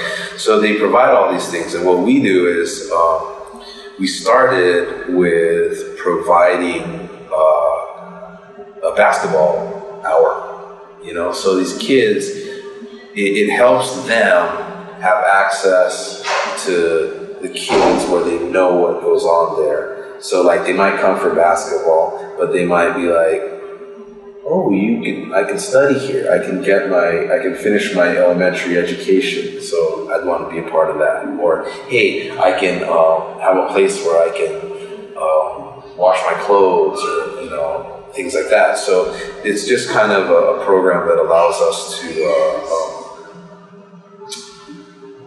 help them be aware of what happens. Of the service. Yes, of the service. But what it's turned into, though, I mean, because these kids, like, they don't get to play basketball because they're on the street. They can't just, they're doing rugby, you know, so they don't just run pickup games, you know, and people try to chase them out of places, you know. So they actually get to go to a court and just play basketball for a while, you know. It's pretty cool. The organization's called Verlani. And I know personally their director in Bacolod, but I don't know about all the stuff they do in the Philippines. But it's really cool because they just create this atmosphere. They have no, like, there's rules like you can't have rugby in here, but like there's no judgment. Like they ain't trying to like trick you or something like that. It's just like, hey, here's a safe place where you can wash your clothes. And we'll try to help. Oh, they have a social worker there too. So what's really important, what they do is, so there are these services that you can get for free from like the provincial government. Like you're wounded, you can go to the provincial hospital, but you need to be able to process to avail of those services. So most people don't know how to do that. I mean, that's how it is here. There's a lot of programs that have been made, but most of the people don't know how to access them. Yeah, you know, and no one's educating them on that. So what's really cool about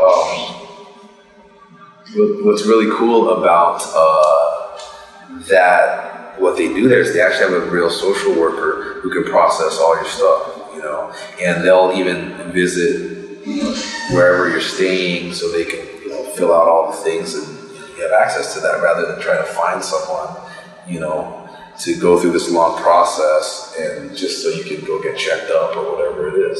So that's pretty cool. But the other thing that has come out of that is that my buddy Jojo now contracts with them as what they call like a street educator. And so basically he's out there just building relationship with kids on the street. And like, it's crazy, man. Like every day he has crazy stories. I mean, he goes to where they live. What does Jojo do? What's it like? So, did he do this kind of work before? No, man. So he got into a lot of this just because I started bringing him to Romblon to do basketball. Yeah. And he was like, man, I want to do jiu-jitsu. Like what you're doing with these guys, I want to do jiu-jitsu. And so what happened was, I mean, like I said, Chris, I just try to invite my friends because I know we have shared values. So, you know, we do everything relationally. So I invited him to N2L, and he, you know, for whatever, maybe got inspired or whatever it was, you know. And so when we came to, when we did the jail, man, he was like, I want to do this. So that led to, because that same org was working with the jail guys, the juvie guys, open day center. Yes. So I got connected through that. And he still hasn't figured out how he's going to do the jiu-jitsu part. Yeah. But when we talk, one thing that I have figured out, and especially working with young people. I don't say figured it out, but one thing I believe is that sometimes you try to talk to people about what they're passionate about, right? And sometimes it's a hard thing to answer. And they're like, I'm not really sure, but I know that I want to do something. So my thing is always, okay, so who's doing something passionately? Go hang around them. You know, if you like it, serve their vision. And at least you're gonna figure out how someone acts when they're passionate about something and won't let something go. And you can decide, is this the kind of life that how I want to do it? Or like, can I do that? Or is there something that I feel the same way? You know, like I would love to do this, but I would like to do it this way. Or I would like to do it in this area. Or I want to do it back home or whatever it is. So that's essentially what happened, is that we just started putting ourselves out there. He found something. He still wants to figure out what his thing is, but he knows he wants to help these young people. And our idea is that, so when you talk about, I'm not good with all the lingo stuff, right? But people have been overlooked, right? Marginalized, or whatever you want to call it, right?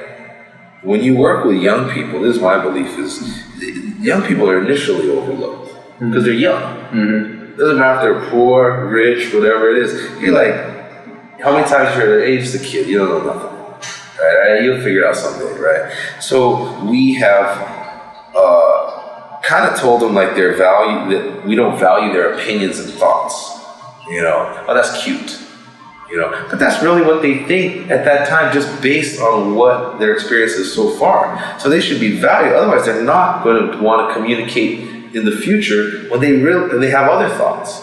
So we like working with young people. We like working with kids. Then you add in all these other things. There's socioeconomic factors, right? People who are, live in certain places. Kids with disabilities. Right? Parents even like, man, my kid can't do nothing. They're overlooked. They're like, no, he's not gonna be able to do jiu-jitsu. He can't, he'll never do nothing cool in sports or have fun doing that. They're overlooking all these kind of people. One of the hugest things is that, man, kids on the street with kids, plus they're bothering you, asking for something, making a sad face and all these kinds of things like that. Those guys are invisible to most people, But again, just like those dudes in jail, like, they're still kids. They still want to have fun. They still, like, somewhere have this hope in their heart that, like, it can be better than what it is right now, And there's some kids out there, there's those same kids, when they're not sniffing glue or whatever, they're out there trying to back up cars and all this stuff, and like they're trying to still put food on the table, for their family, their little sister, whatever these things. I mean, yeah, maybe it's like, you want to say, hey, go to school. You can't, you can't just say go to school. How's this kid gonna go to school? He don't have money for a uniform, pencils, all those kinds of things. You can't just say, hey, stop doing that, go to school. So like these guys are just overlooked all the time. So if there's some way by kind of serving the vision of our friends that we work with, maybe we'll figure out what's the thing that we can do that's specific to us, specific to our passion, specific to our skill set, to our talents, And so that's where we're at right now. It's like, I just want to serve these guys. They've done great work. So like, I have a skill set you don't have. Tell me what I can do with my skill set that will help serve your vision. Because it doesn't have to come from me or my organization. And, and the other side of it is awesome, man. I mean, like, I love last week, okay, when we went to the jail, Jojo invited two of our other teammates from Jiu-Jitsu. Our homeboy Brandon from Huntington Beach, and our other friend Alton, another purple belt, who's a local businessman, owns the gym that our team is out of. And those guys, they're just waiting. They didn't know they could do this. They didn't know they could go talk to people. They're like, let me in anytime. You know, what do you need? How can I help? And these guys, we went there and we just shut up and we let them talk. And man, they shared their lives with these kids. And now they're trying to think of ideas of their own. You know, how they can continue, how they can help, what else they can do. You know, and, you know, I mean, my buddy Brandon from Huntington Beach, man, I mean, he's been locked up. You know what I mean? He knows. I mean, he was able to really identify with these guys. So, and then my buddy also was translated for him, and then he shared his story, you know? I mean, so one of the best things about it is like seeing your friends find a platform where even if it's temporary or even if it's for a short time, where they can share their heart with other people, you know? And in cases like with what JoJo's doing now, like now he's developing programs. He's developing a platform that he can bring other people into, you know? And so that's, I mean, we met 10 years ago trying to do jiu-jitsu, trying to choke each other. That's what it was, you know? Everybody wanted to choke the Finland kid. And I was a kid, I was 33 or whatever, but like, you know, that's really what it was. You know, you imagine how many people hate getting choked by me over there in the early days. Oh, man, Finland guy, whatever, you know. But like, that's how we met, man. And here we are 10 years later, like, you know, he's taken the organization that I started with my best friend in America, to another level in the city where we live in. And I always dreamed of that. But always the people that I worked with when we first got there, they didn't have no vision. You know, they literally didn't, they couldn't figure out why I didn't want to do Bible studies at the halftime of basketball games. Is so much resistance. And so I had a dream. I mean, imagine you live in your hometown, but you can't find nobody to work with, and I got to keep going to Romblon, which has been awesome, don't get me wrong. But like now that, I mean, you know, just down the street, we're doing stuff, you know? So, that's been one of the funnest parts, man. You bring your homies into find their thing, man. So I don't know. That's dope, man. Thanks for sharing your story, brother. It's been dope to hear. That's a trip. You brought your whole family here. Yeah, they you lived like a totally, like in a different world. Yeah. Compared to the U.S. Man. It is, you know. I don't know. I mean, I love, you know, your journey. I admire you, man, because you're willing to put your journey out there. I watch a lot of your stuff. And from singing original songs to like poetry to like what you're doing in school, like you put yourself out there, man, and it's inspiring, and it makes me really want to understand like where you're coming from.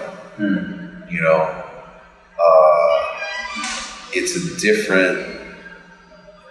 I guess I didn't grow up around like going to school. We didn't have like Filipino club or like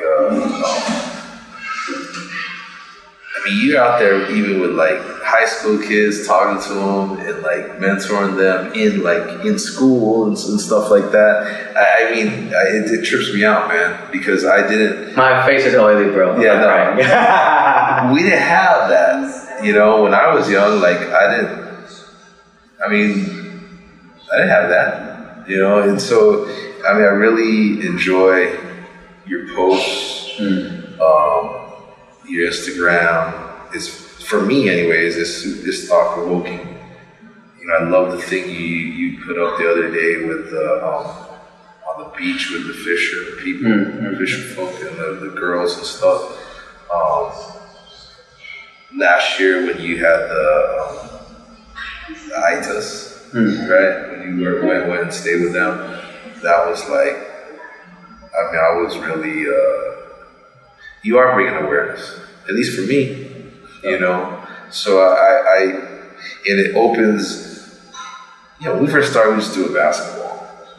So like, I didn't know what I was going to do. I just wanted to share kids fun how to get in the defensive stance and move your feet, you know. I didn't know we'd be in, you know, working with kids on the street and things like that. So that when you share some of your stuff, yeah, I'm hopeful that like, oh man, I would like to, I don't know what I could bring, but I would like to understand what's happening in the mountains.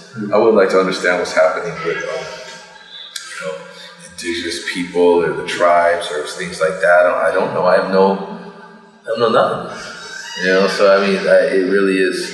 You were talking even in the like what you did this weekend, man. Dude, like, I'm interested in that. You know, I don't understand.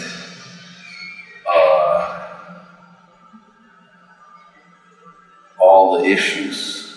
You know, I don't understand what are the.